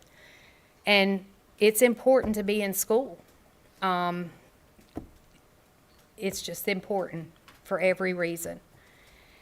If you look at our middle school, again, you can read it yourself on the slides. Again, they were focused on the proficiency in math and ELA as well as science. Again, all 7 of our traditional middle schools said that they wanted to reduce discipline, that they felt like that was getting in the way of some of their teaching. And then we had 1 middle school that wanted to increase attendance. So if you look, first let me talk about the academics. Our middle schools take check-ins. They just finished those up, so we don't have the data to share with you at this time. I will put it in the cabinet or the superintendent updates on that comes out on the weekends for you. But again, check-ins should not be used to evaluate a school. If I say that Hallfields had 48% proficient in 8th grade, whatever, it doesn't mean that they're well below the mark. What it means is the standards that were assessed, that on those standards themselves, the kids who took the check-in, then on those particular standards, 48% were proficient on those standards. So a lot of times people, when they look at check-in data, they go, oh, they didn't do so well. They were only at 48%. Well, again, you don't look at data that way. The things that we do during the year allow us to be able to see what needs to be taught, what needs to be retaught, who needs intervention, those types of things. So they're not the end result. The end result is the EOG and the EOC, and we're just preparing for that. So we tell people don't use check-ins for grades, any of that. We want our kids to take it seriously, because if they take it seriously, then we know where to help them. And we want parents to push the kids to take them seriously so that we get a good read of how to help them. But we don't want people to judge us by those. If you look, though, for the discipline, this is our middle school discipline. And again, this is an area that our district improvement team is taking seriously, because this is an area that definitely needs some work. As you can see, our 7th grade is our area that's out there that needs a lot of support. We've had 107 incidents with 644 days of suspension. So that's a lot of days that's been missed by that, but you can see the number of incidents over here on this side, but basically 350 incidents, which has resulted in 1,885 days suspended for our middle school students. So definitely an area that we need to work on. If you look at the attendance for our middle school, again, we want to be at 95% or above. They've been absent 16,131 hours. That's about a 92.5, so right at 93% attendance rate. A lot of that could be the suspensions, but again, some of it is just not coming to school. We do have some chronic attendance absences in the middle school. We are following up with that to push, our social workers are, to push getting these kids to come to school because it's important that they're present. And then if you look at the high school again, we've had, you can read the number of schools. Many of them are targeting the EOC courses, the grade level proficiency in those. And then high school didn't focus in as much on the discipline. For high school, it's about the attendance. A lot of our high school students don't feel the need to come to every period or need to come to school the whole entire day. And we've got to get them to understand that they need to be in school every day for every period. And we say to them all the time, you're almost to the point where you're aging out of free. And once you graduate, free ends. So you even dying is not free anymore. So, you know, you want to make sure that you take advantage of everything you can get in ABSS, but you got to be here to get that. I have a quick question real quick, and again, I'm new to this process, and just from a 30,000-foot view, what are the typical type of incidents are we seeing at each level? What are we seeing? For the suspensions? Yes, correct, yes. It could be anything from probably disrespect for bad language, fighting, skipping school, could be some of the high school stuff that you see, non-compliance, those types of things. Great, okay, thank you. Well, vaping is big. We don't really see smoking anymore. We do see vaping a lot, though. Yeah, we do see the vaping. So again, I just explained to you about check-ins and what they're for. So we're going to give you an example of check-ins. So if you looked at check-ins and you looked at Math 1, you would say, oh my God, we've got a lot of work to do in Math 1. Well, we do have work to do in Math 1. But remember, for Math 1, the standards that we tested, the kids who are taking Math 1 this semester, we don't have a lot of kids taking Math 1 this semester. The kids who are taking Math 1 this semester, the standards that were assessed, 33.71% were mastered. So what we'll do from that data is the ones that weren't mastered, we'll look at those kids and say, do they need to go to Success Academy? That's our intervention time at the high school level. We have the EDIA program that you approved. Are we using that wisely to be able to give them remedial interventions to be able to support them? Same thing for the Math 3, English 2.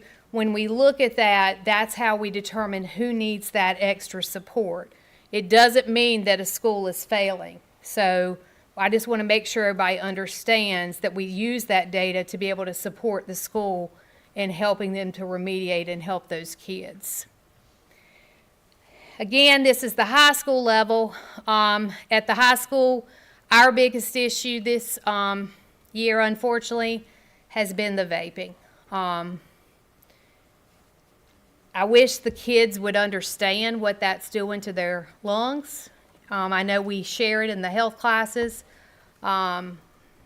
We've had the vaping, they did a vaping session over at Williams. I think we had about 15 to 20 people come that night that they did that. We had a nighttime session for families. But that's our big thing at the high school. We've had several incidents of kids not getting along and some fights at the beginning of the year. Those have seemed to quiet down, but they were things that happened over the summer.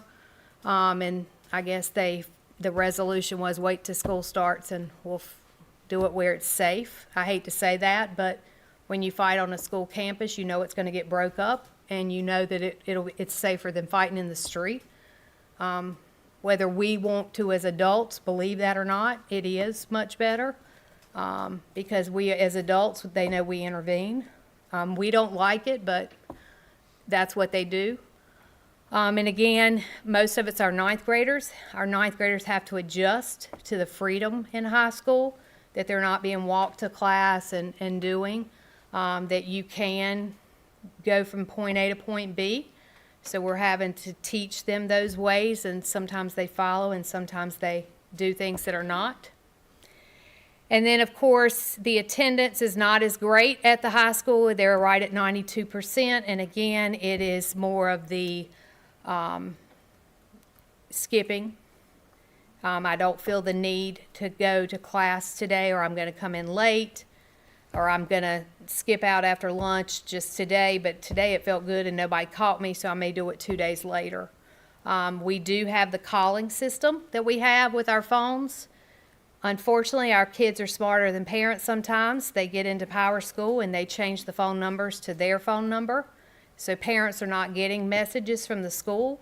But when we get in touch with the parent, we finally realize, oh, they changed the number. So parents need to make sure they're checking their Power School accounts, because that's how we found that kids have went in and changed phone numbers. So those are real. So what are our next steps? After we reviewed our first 9 weeks, we've reviewed this with the principals, sharing it with you. As leaders, those of us who are supporting schools on cabinet, we continue monitoring all of this data. When we're out visiting with our schools, we're looking at their school improvement plans to ensure during the school improvement schools as well as the district, we meet with our school improvement teams twice a month. Schools document that in IndyStar just like we do, so that the public can go in and see that they're meeting, and so we follow up to make sure they're doing that. We also, as I shared with you, we're using our federal dollars to have data days, because we want the schools to have the time to use the data to say what kids and strategies do we need to use to target. We've also shared with principals to share with their teachers, because there's so much going on in school today, sometimes you can't tackle 5 things at one time. So if you need to narrow your focus to one thing this school year or one thing this semester or just 2 things, then do that. And be good at that before you add one more thing to your plate. Because right now, especially while we're going through this financial crisis, we're doing a lot with a little. And we don't want to burn anybody out. So pick your battles and prioritize them. That's how we're using data to drive interventions in small groups. And then we're going to have continued conversations about how to bring families in on the things that I've discussed with you. How do you have coffee with the principal and say, and with specific targeted families of kids who are missing school or kids who are constantly maybe getting in trouble, because sometimes kids get in trouble because they don't want to be in class, or they don't want something. So let's get to the root of that problem. So that is our first quarter updates. Thank you, Ms. Johnson. Questions from the board? All right, I'm going to jump in real quick. On the days suspended, so that totals 3,848 between elementary, middle, and high. How many school days did we have in the first 9 weeks? I mean, how many students does that 3,800, how many students does that reflect when you're looking at days suspended? Like you could have, like I know we had one fight where 7 people were involved, and I think all 7 got 10 days. So that would have been 70 days just for those 7 people off of one incident. But when they're getting suspended, I mean, they're still getting their assignments and that kind of thing, where the expectation is that they're still doing the work and that kind of thing. Correct. They're just not getting the in-classroom instruction. Correct. Okay, thank you. Any other questions? Yes. I'm sorry. No, go ahead. Just a comment. We've got little Johnnies running all over the school system, and a lot of times they may get suspended 5 times. And three to five incidents, and I mean it happens, and I've seen it. You know, I won't say where, but I've seen it at some of these schools, and where I've got inside information. You know, because of maybe people that's kin to me, but it does happen. And so what I'm saying is, you know, those they look terrible, and one's too many, but it's not as bad as it looks, if that makes sense. If that makes sense. Especially on the elementary level. I don't know, Mr. Engel. I'll tell you, as a high school person, when I saw the kinders, I was like, whew, that was a little terrifying for me. But I get what you're saying. I do understand. Ms. Harvey? Do you know, like, I mean, what measures are we putting in place to keep kids from being suspended?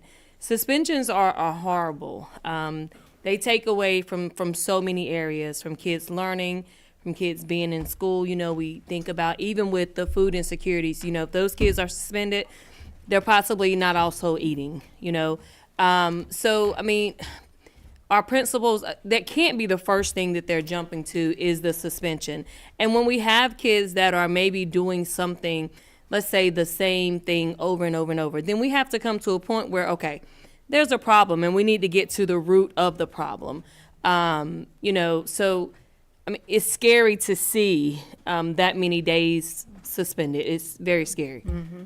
No, I would agree with you. I know for a fact that we have principals that are, we've got elementary principals because most of them do not have ISS. We have ISS at the middle and high level, so we're constantly using that. At the elementary level, unfortunately, they don't have ISS, but they create ISS, and you've got principals and assistant principals, and you've got teachers who've agreed to have a mini ISS so that they can, like in their room, because they don't want the first thing to be a suspension. So my hat goes off to them when I go into the elementary schools and I see that, because it's awesome, but it's also like, wow, to see a group of elementary folks that have said, we're gonna take this kid because we don't want them to go home, and we're going to keep them and do this. We've seen Saturday school implemented, where we've got administrators who have come together and said, you know what, we're not suspending you. We've called your parents. You're going to come in on Saturday. We're going to do some work, some school work, and then we're going to help change the bulletin boards. So we've seen some Saturday school interventions put in place. To clarify that comment, so we have teachers who are teaching kids in elementary school and at the same time taking care of ISS within the classrooms. When I say ISS, it's not the traditional like we would think at the middle and high. It is, I'll take Yolanda and she'll sit in the back of my room like a peer buddy. But I know that if I'm the person, like let's say I'm the disruptive kindergartner, I know Miss Anderson don't play, and I know my mama's gonna tear me up because my mama was on the phone saying I'm gonna tear you up when you come home. So I'm gonna be good in her class, because if my mama gets another call, she's not gonna be happy. So Miss Anderson's probably a kindergarten teacher too. So I'm sitting in the back of her room doing the same lesson I would have done in my teacher's room had I shut my mouth and behaved, but I didn't. So it's not like I'm teaching all these kindergartners, plus I got 15 They don't have a ISS. table full of kids. Yeah, in no. ISS. Okay. No, Good. Thank you. it's like a buddy system type thing. But it's still, to me, it's still amazing how they've created something when they don't have it. But I've seen elementary, they're amazing that they do a lot of that. And that's a good point. And unfortunately, it's so bad in the elementary schools at times that we lose teachers over that. I mean, you know, it's to the point where they can't handle, you know, all it takes is one kid to ruin a classroom. And you know, we don't have ISS in the elementary schools, most of them, if any of them. And so the principal or assistant principal or the teachers will get together and say, well, I'll take it today and tomorrow for little Johnny that's going to tear up the classroom and do this and that. But it's tough. It's tough. We have our schools that also do reentry counseling when they come in. So our counselors or our social workers, if I've been suspended, then I meet when I come back in to do a reentry of when this happens again, what would be my next step, so that I don't end up back here. So there's like a check-in, check-out type of situation. A lot of our middle schools are good at using check-in, check-out. So I've got a partner like Yolanda may be my check-in, check-out person. So she may be the person that I go to and just check, she may know that I'm kind of having a bad day, so she may check in with me so that I don't end up in a situation that's negative. So we're trying a lot of the research-based activities. I think our teachers work hard not to send anyone to the office. I think sometimes, though, when our kids cross that fine line, you almost don't have a choice but to with some of it. Because of the line that was crossed. And that's what's happened, I think, also at the elementary level. We've had a lot of inappropriate touching, inappropriate things at the elementary level this year that kids, I think it's learned behaviors from somewhere. And I think that's why our elementary numbers have went up, because we've had to utilize Yolanda a lot this year. Thank you. Any other questions for Ms. Johnson? Thank you, Ms. Johnson. I have a kind of a grab bag. If anyone has any larger questions, I can wait or go launch. Okay. You go for it, Dr. Parker. For middle school, it was 8 schools, so that's the 7 middle schools plus ABS as far as the number? It's in Ray Street. Got it. Okay, thank you. Yep. For the attendance, is there a number? I understand the 95% number. Is there a number where it begins to impact funding as far as a target for the district? I don't know if it's 90% or some other number. I remember hearing something about that once, but could be misremembering. We're funded just based on our ADM, so Mr. Messer would have to weigh in on that. So we don't want to drop kids, but if they're not showing up at all.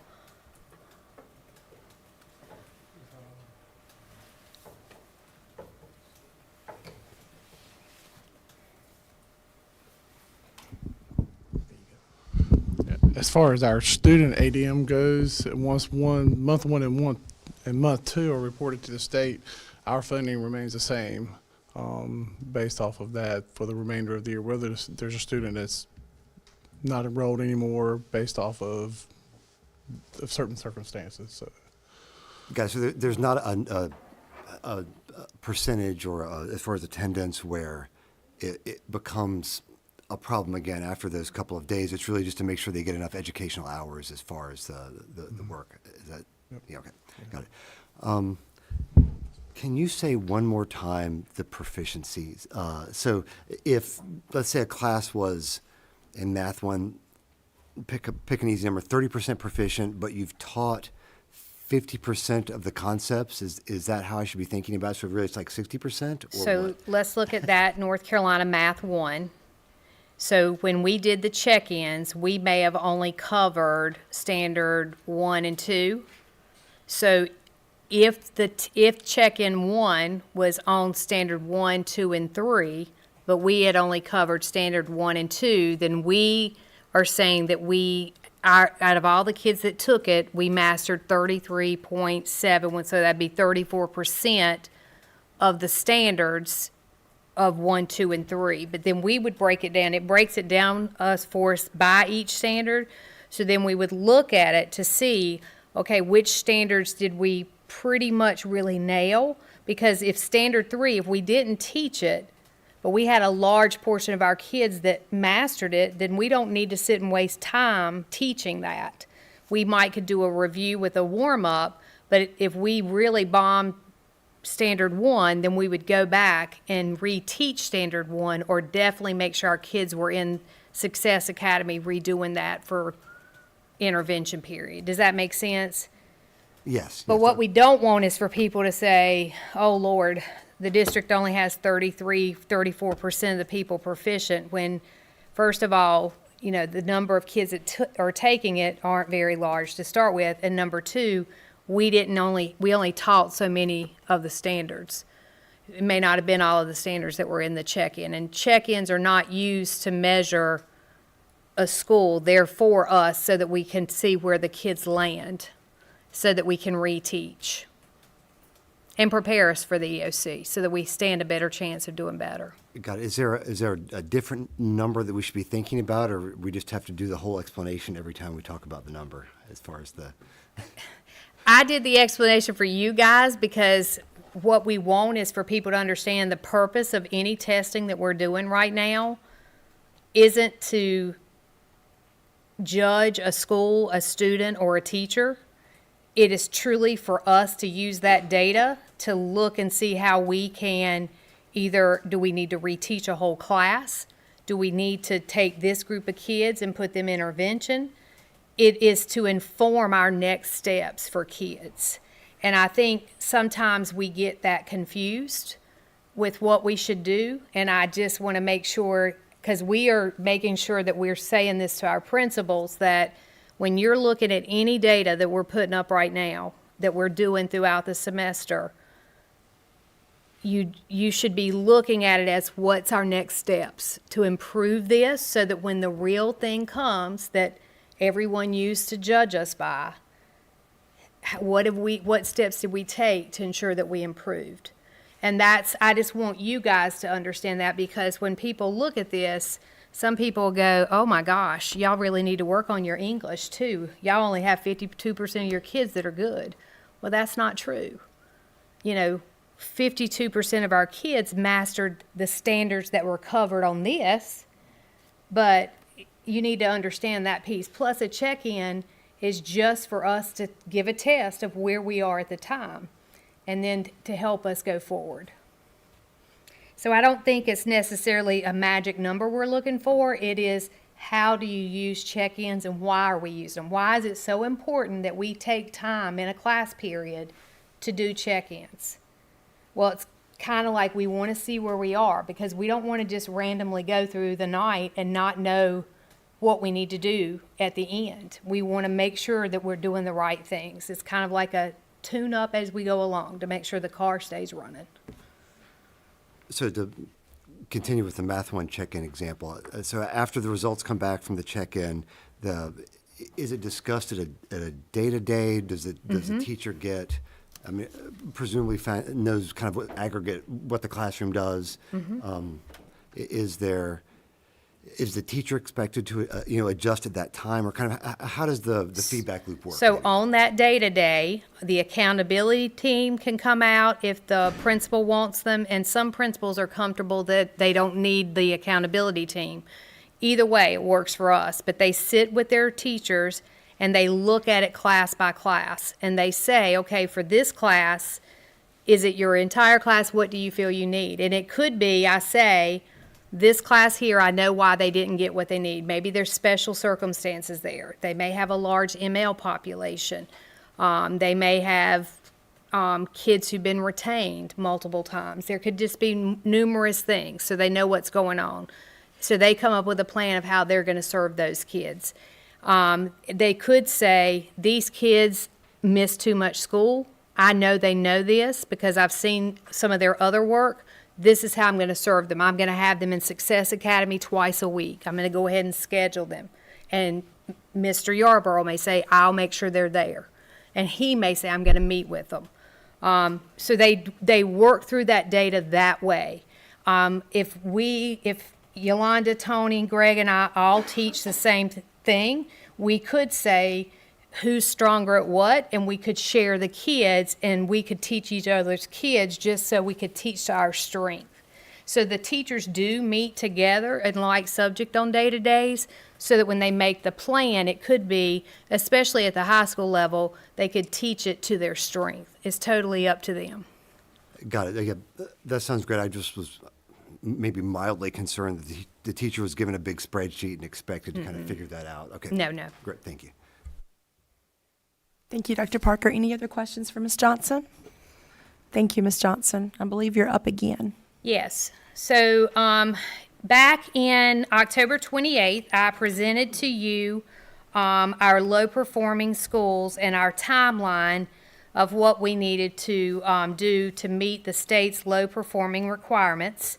And by November 1st, I needed to have posted and shared with you the additional strategies that our low-performing schools were going to add on top of their regular school improvement plans. So if you go through this document, you will see our low-performing schools and the strategies that they added. So on November the 1st, with the assistance of Mr. Schuler, he helped me post this on the website.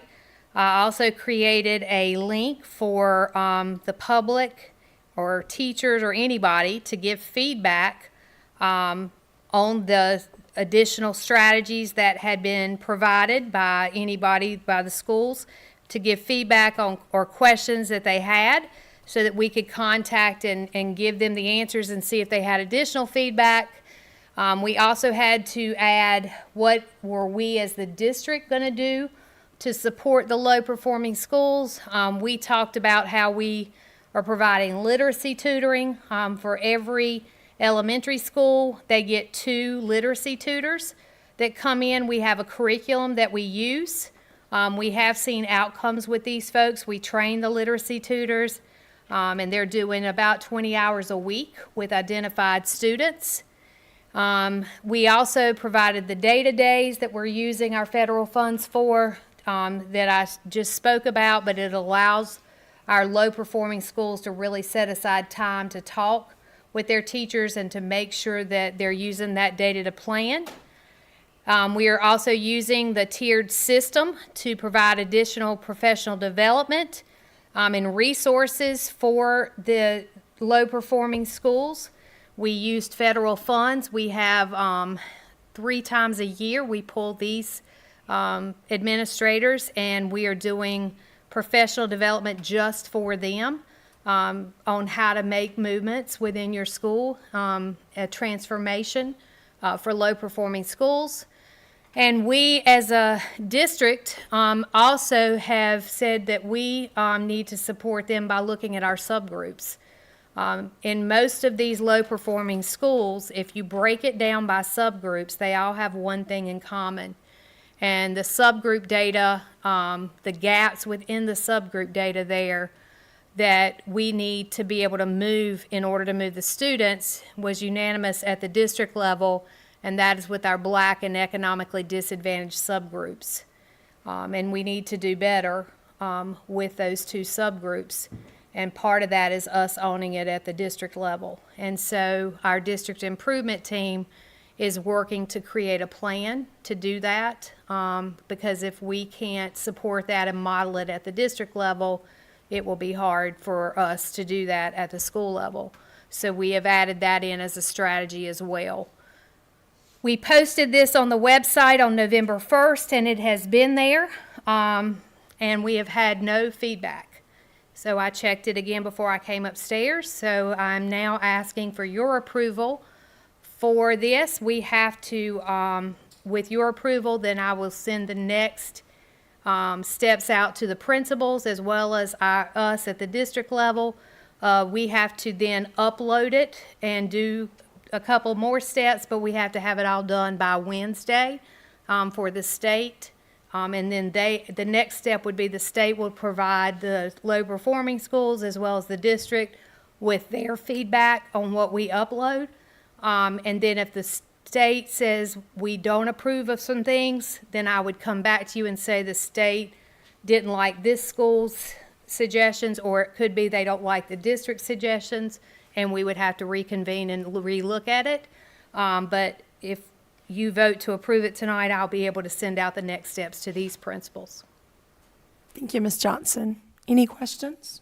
Yes, Mr. Rogers. Ms. Johnson, so with these low-performing schools, how often are yourself or anyone from district staff going to be meeting with the principals to make sure, like, what's going on with these strategies, getting updates on these strategies, and also just, I guess, holding the accountability piece of them following the strategies that they created and came up with?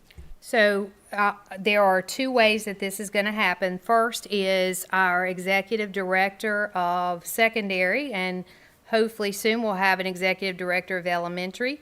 They will be first and foremost part of the coaching cycle because they are actually listed as the person who will be supported through the tiered model system. So they will be working closely. But the second thing is the folks on cabinet that support. Part of our job is to ensure that, as a principal, they're meeting the logistical side of being a principal. And part of being a principal is that they're meeting with their teams twice a month, and that has to be documented in IndyStar.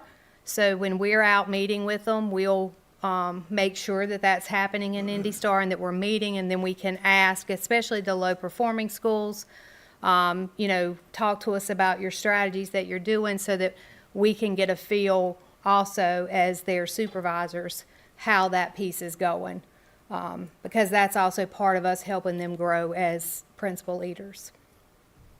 So there will be a twofold piece to that. All right, thank you. Dr. Parker, did you have questions? Yeah, so for the district supports, how are the tutors, the positions, the tutors, and I guess the 2 data-days, and then the professional development, is it federal funds, are they Title I funds, or kind of Federal funds. Federal funds. Everything that we are doing there, yes, sir, is all through federal funds, either Title II or Title IV. Okay, got it. Thank you. Any other questions for Ms. Johnson? Yes, Mr. Rogers. And this is just a thought and idea, Ms. Johnson. Have we thought about and I'm getting this because recently we was at the School Board Association conference and meeting with I think it was Wayne County's district on some of the things they're doing with their strategies for low performing schools. And one of the things that I took away from that is them putting out almost like a goals bulletin board, trying to almost create like a competition within the schools of trying to show like we're getting away from like this letter grade. Is that anything that we done thought about? Because I mean, I feel, me, sports guy, I always feel like kids like to compete and stuff. Yeah. On saying like, oh, well, we've done came up, like similar to, what happened with our attendance thing where certain schools, they got those attendance and they were able to have that photo, had the sign out there, all of that stuff. And it looked like a lot of schools and students was taking pride in that whole fact. I wrote that down. I'll look that up. That sounds good. Thank you, Mr. Rogers. Mr. Engel, did you have a question? No. Okay. Any other questions? Thank you, Ms. Johnson. I believe we are moving into field trip. Oh, sorry. To approve. Thank you, Dr. Parker. Is there a second? Thank you, Mr. Engel. Any further discussion? My apologies, board. Any further discussion? Hearing none, those in favor signify by saying aye. Aye. Any opposed? Motion carries 6-0. Thank you, Ms. Johnson. Now we'll move into 11 field trips. Yes, so this evening, I'm bringing 11 field trips to you for this evening. And you'll notice that one is out of the country for June 2026. Now, that sounds like a long way off, but before they can even begin to advertise and plan and pick the dates in June, they need approval from you to even start advertising or thinking about it. So we don't allow them to do that until they get your approval. So that is why this one is coming so early to you, so they can do that.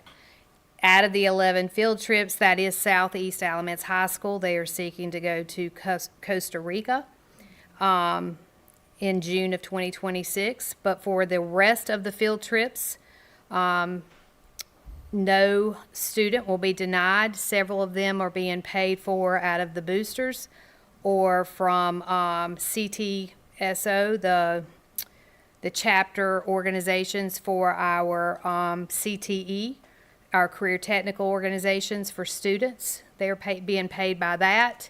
We also have, some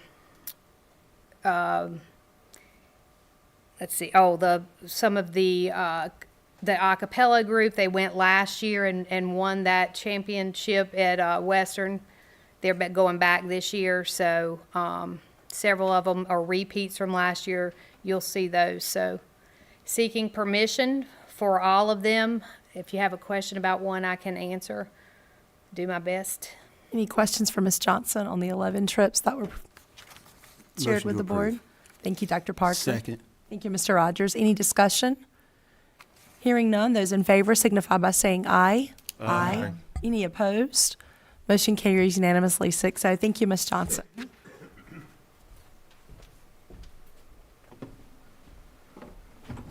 And Dr. Davis is not feeling well tonight, so Ms. Anderson is going to join us at the podium for policy revisions. Good evening again, Madam Chair, Board of Education, and Dr. Fleming. Before you tonight, I do have updated 26 policies for the fall 2024 policy update. And again, I do want to say that these are always available to us in the fall and the spring. We have 17 of the policies that you received that did have some substantial changes to them, including one new policy, and 9 of the policies only had minor changes. The policy changes are described for you in detail in the table that has been uploaded for you to review. And then I also wanted to add for Dr. Davis that for policy 4150, we did add language that aligns with the recommended changes to policy 3620, which is extracurricular activities and student organization. So tonight is not for a vote. This is only for a first read.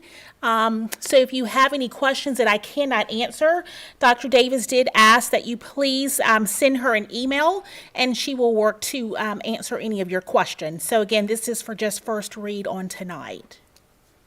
Thank you, Ms. Anderson. Does anybody have any questions? If not, thank you for presenting that on behalf of Dr. Davis. And then board members will reach out. Thank you so much. Thank you. And Ms. Atkins from our Public Information Office is going to present our gifts to the district this evening.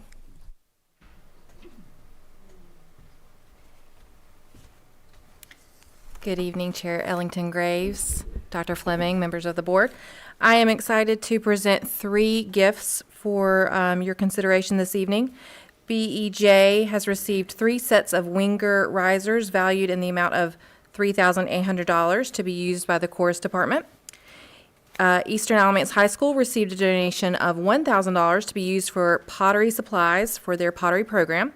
And Highland Elementary received a donation of $1,000 to provide supplies for classroom teachers, which is a total of $5,800.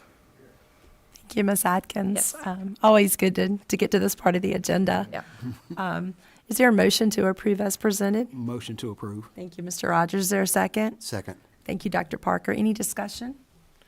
Hearing none, those in favor signify by saying aye. Aye. Any opposed? Motion carries unanimously. Thank you. And thank you to the generous donors on behalf of the board. At this time, I invite Mr. Dennis Fry, our Executive Director of Technology, to the podium.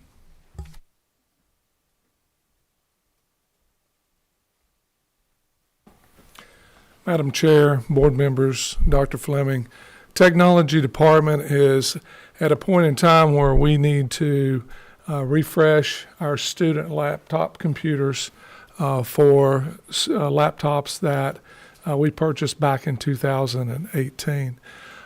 We have been pre-approved by the county commissioners already for this fiscal year for a budget of approximately $415,000 for the purchase and maintenance of laptops. We plan to use no more than $350,000 of this. Actually, the lease amount on the document per year is around $330,000. The price of these have dropped again, so we're a little bit lower than that. We will be able to get 6,000 computers at this point in time, and this lease will cover 5 years. So we anticipate being able to replace those 5 years from now. This does require, because of future commitments to expenditures, county commissioners' approval. We are seeking a couple of things. We're seeking Board of Education approval to present the proposal at the next upcoming county commissioners meeting on December 16th. Normally we would return here and get final board approval. If it's the board's pleasure, we would ask that if you would approve this evening, that we would be able to go ahead and proceed with the purchase of these on December 17th. Thank you, Mr. Fry. Questions for Mr. Fry? Yep, just one. Mr. Fry, this is basically like a part of what we had discussed in the budget as far as continuously replacing like the laptops over the periods of time, like trying to start that process of doing that? Yes, what we would do is we've whether you're at elementary school, middle school, or high school, we try to make sure that each student has access to technology when they need it in order to meet our school improvement plan goals or anything like that. So as these computers age out, we've tried to replace them on a planned cycle. So yes, this will take care of a portion of that. Next year, we will ask for additional funding to be able to add devices to this number so that we can get in a cycle of planned refreshment. We are currently not in a cycle of planned refreshment. Any other questions for Mr. Fry? So the lease agreement, my very non-professional read of it is that at the end of it, we keep the laptops, or how does that work as far as the? Yeah, this actually, we've negotiated a lease purchase agreement so that we would be able to have these devices for spare parts or whatever we wanted to do with them at the end of the 5-year term. Got it. Okay. Yep. So it's like a rent-to-own program. Thank you. And no other questions. Any other questions for Mr. Fry? If not, I think you're looking for a motion. Motion to approve. Adam, help me with Seneca making this motion. Can we do a two-part motion for them to present to the commissioners and then also to approve it if the commissioners grant that? Can we do that all in one motion, like Yeah, a I think two-part you can motion? do it all in one motion to, I guess, give authority to present it and then approve it contingent on the commissioner's approval. Is that Does that right? sound good, Senator? Yes, that's what we're looking for. Thank you. So motion to approve the proposal for the laptop purchase and also contingent on the county commissioner's approval. Yep, with authority to execute.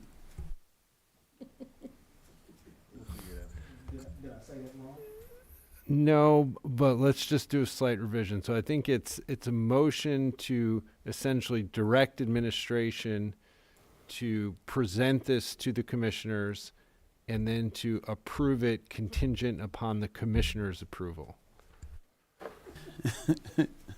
So motion for staff to present to the county commissioners, and then motion and then execution of the purchase contingent on county commissioner approval.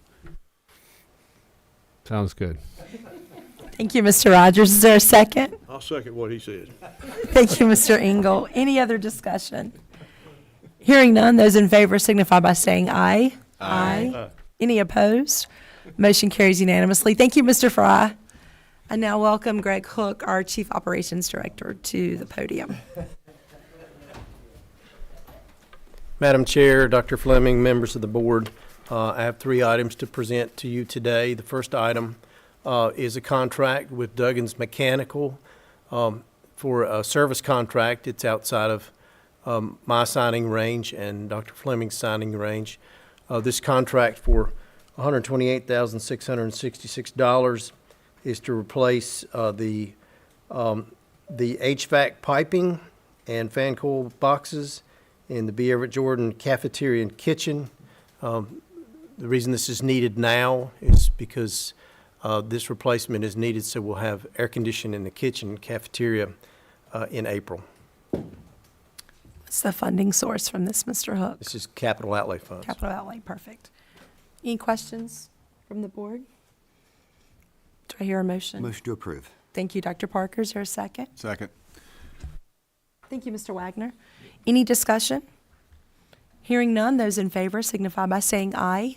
Aye. Any opposed? Motion carries unanimously. Thank you, Mr. Hook. The second item I have for you is a Graham High School paving contract for Triangle Paving in the amount of $117,829.45. This is using capital outlay funds. This is to repave the area of the Graham High School parking lot that runs between the rear of the building, behind the CTE classrooms, between the rear of the building and the athletic stadium. This is needed now because we have quite a few trip hazards in that area. We've been filling with gravel and crush and run for quite a while, and it doesn't stay in the holes in the damaged asphalt. We need to repave that area. Thank you, Mr. Hook. Any questions from the board? Mr. Hook, with this also, I think maybe previously at one of the other board meetings when you went through like the pay-go plan and stuff, I know Graham paving was on there. Is this a part of that, or was, because I want to say that was the back driveway piece of the athletic stadium? Yes, this is the same. It was in there, I think, 2 years down the road in our pay-go plan, but it can't wait. So this is the straight shot section. If you come in from the where the buses drop off, from that end of the back driveway straight across behind the cafeteria until you take the right-hand turn and go out. Thanks, Dennis. So you can see the picture, the crosshatched yellow. That's the section. We'd like to repave on out to, I think this road, is that town, maybe it's Town Branch Road here. We'd like to come from the crosshatched area on out, but we can do that in a later phase. It's not as damaged as that rear section that shows with the crosshatch, but we need to do that part now. And again, this is capital outlay funds. Any other questions from the board? Do I hear a motion? Motion to approve? Thank you, Dr. Parker. Is there a second? Second. Thank you all. Any further discussion? Hearing none, those in favor signify by saying aye. Aye. Aye. Any opposed? Motion carries unanimously. Thank you, Mr. Hook. All right, I want to make a correction before I move on. The BEJ contract, the source of those funds is local funds. I said capital outlay, but that is local funds, and we'll be able to do that with our service contract budget. All right, the third item that I have for you is a roofing preventative maintenance and inspection contract with Triangle Roofing. Triangle Roofing is not related to Triangle Paving, who got the prior paving contract. This is for biennial roof preventive maintenance and inspections across the district. We feel after reading our roof warranties that you need to do a biennial roof inspection and preventative maintenance in order to maintain the warranty, so that if you need to use it, that the warranty's in good standing. We've never done this sort of preventative maintenance contract before, but we feel like it's needed. This is something that in the past year and a half, we've had quite a bit of discussion with the county commissioners about needing to move on with this. So Triangle Roofing is our trusted partner. They do a lot of our repairs already, and they are certified in the roofing materials that we have on our roofs, which is crucial when you're selecting someone to do your preventative maintenance and inspections. So we'd maintain a database of these inspections and PM work to be ready if we have to utilize that for one of our roof warranties. The value of this contract is $88,175. The source of these funds is our local budget, and that would be a service contract. Thank you, Mr. Hook. Any questions? No, not a question, just a comment. Yes, sir. I appreciate you, Mr. Hook, on working with this piece and presenting this to us because, as we know, the preventative part of trying to get ahead of different things with roofing and HVACs and whatever else can save us in the long run. So I just want to tell you appreciation for that. Thank you. Any other questions or comments? We've been dealing with leaky roofs, I know, for 20 years, since 2004 and before, so it's about time, is what I'll say, and I'll make a motion for approval. Thank you, Mr. Engel. Is there a Second. second? Thank you, Mr. Rogers. Any other discussion? Hearing none, those in favor signify by saying aye. Aye. Any opposed? Motion carries unanimously. Thank you, Mr. Hook. Thank you. At this time, we will move into board and superintendent comments. And moving forward, Dr. Fleming is going to kick us off with superintendent comments, and then we'll move to board members. Well, thank you. Good evening. Congratulations to our new board members, and thank you to our outgoing members for their service to our community. We do appreciate it. I'd like to say congratulations to the Western Alamance soccer team for winning the state 3A championship last week or week before. Time flies, but well done to them. As a reminder, our parent meet and greet events have been scheduled. Lunch and evening times are available, and our first one is tomorrow evening at Williams. I mentioned that earlier. We sent out a 2025-2026 school calendar survey last week. We're curious to see the opinions of an earlier start or a normal school year start. About a third of the school districts in our state, or close to it, are headed to an earlier start or already in an earlier start. That is against state calendar law. I do want to tell everyone that, but we are interested in seeing the feedback. The National School Board COSBA, COSSBA meeting is taking place in Atlanta from March 21 to 23. I've been before. It's a good conference, but if you'd like to attend, please let me or Karen know as soon as possible so that we can get that booked before everything gets full. Our next meeting will be our January work session on Tuesday, January 14th at 12:30 p.m. We will discuss the school calendar, facility study, and our budget calendar.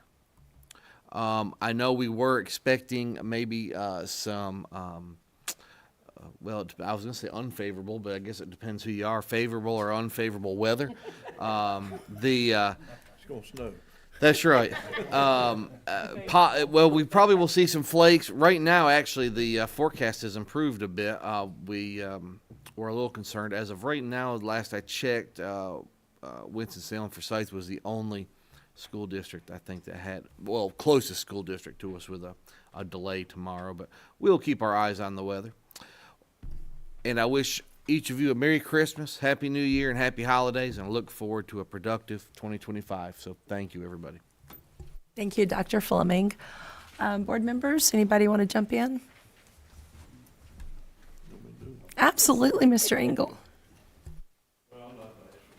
First of all, I'd like to welcome Mr. Wagner, Ms. Harvey. Welcome. We're going to have some fun this year. It's going to be a good year. Board year. Mr. Rogers and the neighborhood, congratulations to all three of you, and you also, Chairman. Congratulations, great job. I'd like to say to Ms. Westbrooks, as she's listening, thank you for your service for many years in the school system and on this board.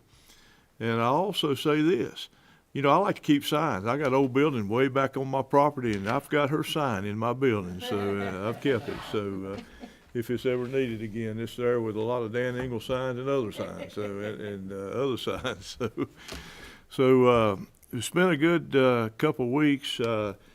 Chair and I, we went to Eastern High School, and it was a mock hiring situation. Mrs. Kirby was the teacher. And the Kirbys have got Eastern High School again.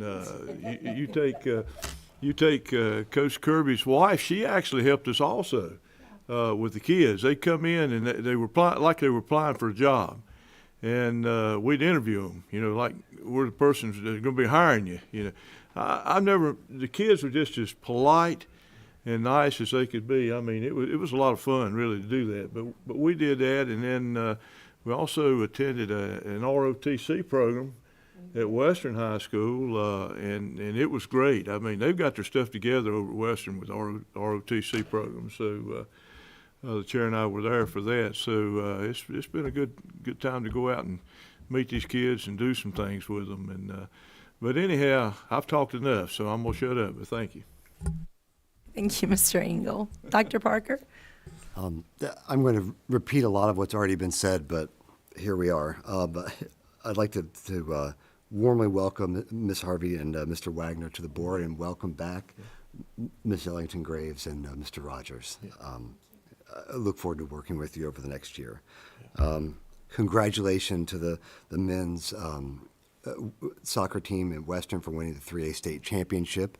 I saw the first part of it, and they'd gotten in a hole and managed to pull it out in overtime. So, sticking with it, it's a job well done. And usually I re-acknowledge the gifts to the district, but it looked like we didn't see who they were from this time. So maybe I can do that next month. And the very last thing is the district science fair is the morning of December 18th. And so if you or your student is going to be there, I look forward to talking to you. Practice shaking hands and making good eye contact with the judges. We're very nice. And that's all. Thank you.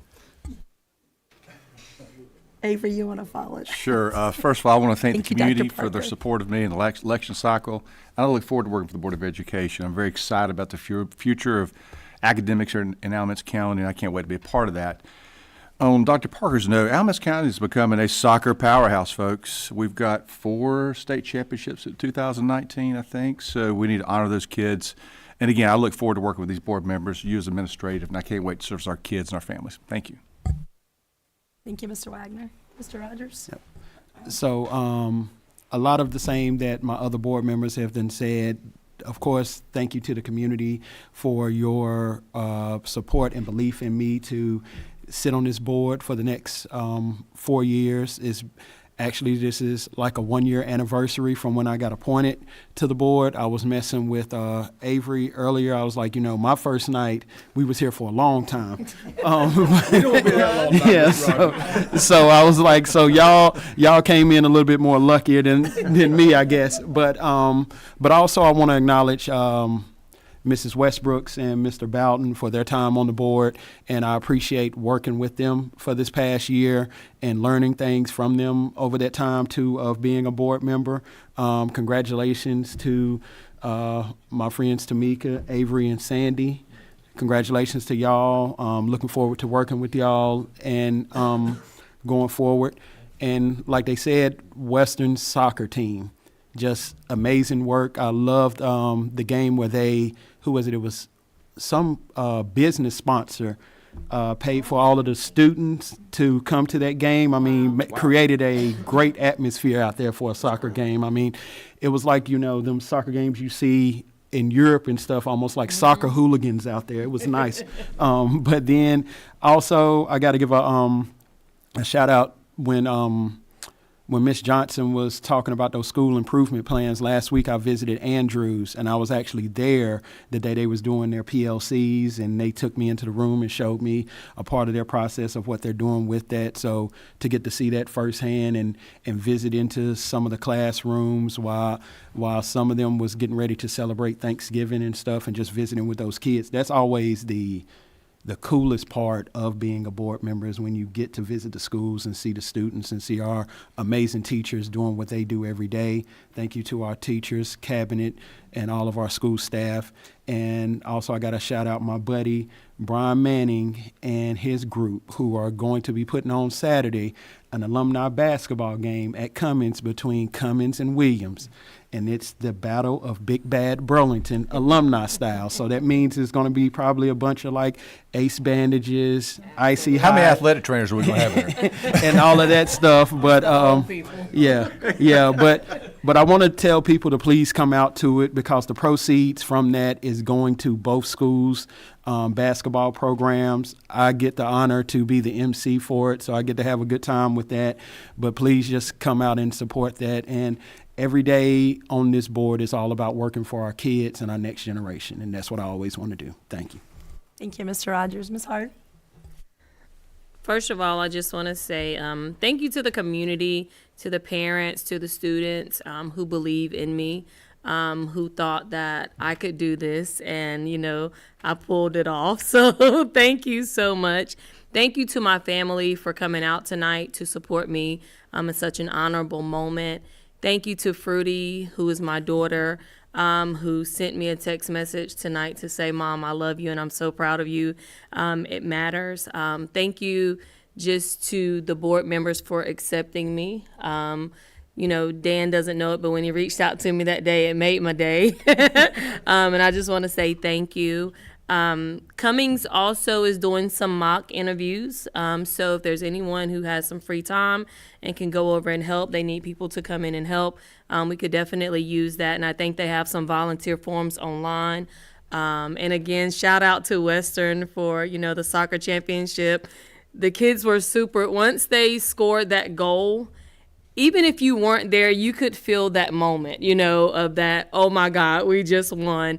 So shout out to them, and shout out to the people who keep it going every day, from the bus drivers to the cafeteria people, to the teachers, to the custodians, to the people who work so hard and so diligently, and sometimes it does not get noticed. I just want you to know it's noticed every day.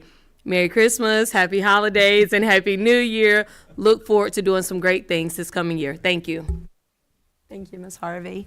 I'll just echo a lot of what my colleagues have said. Dan talked about the mock interviews on ROTC. Ms. Thompson and I went to North Graham Elementary for their Veterans Day celebration.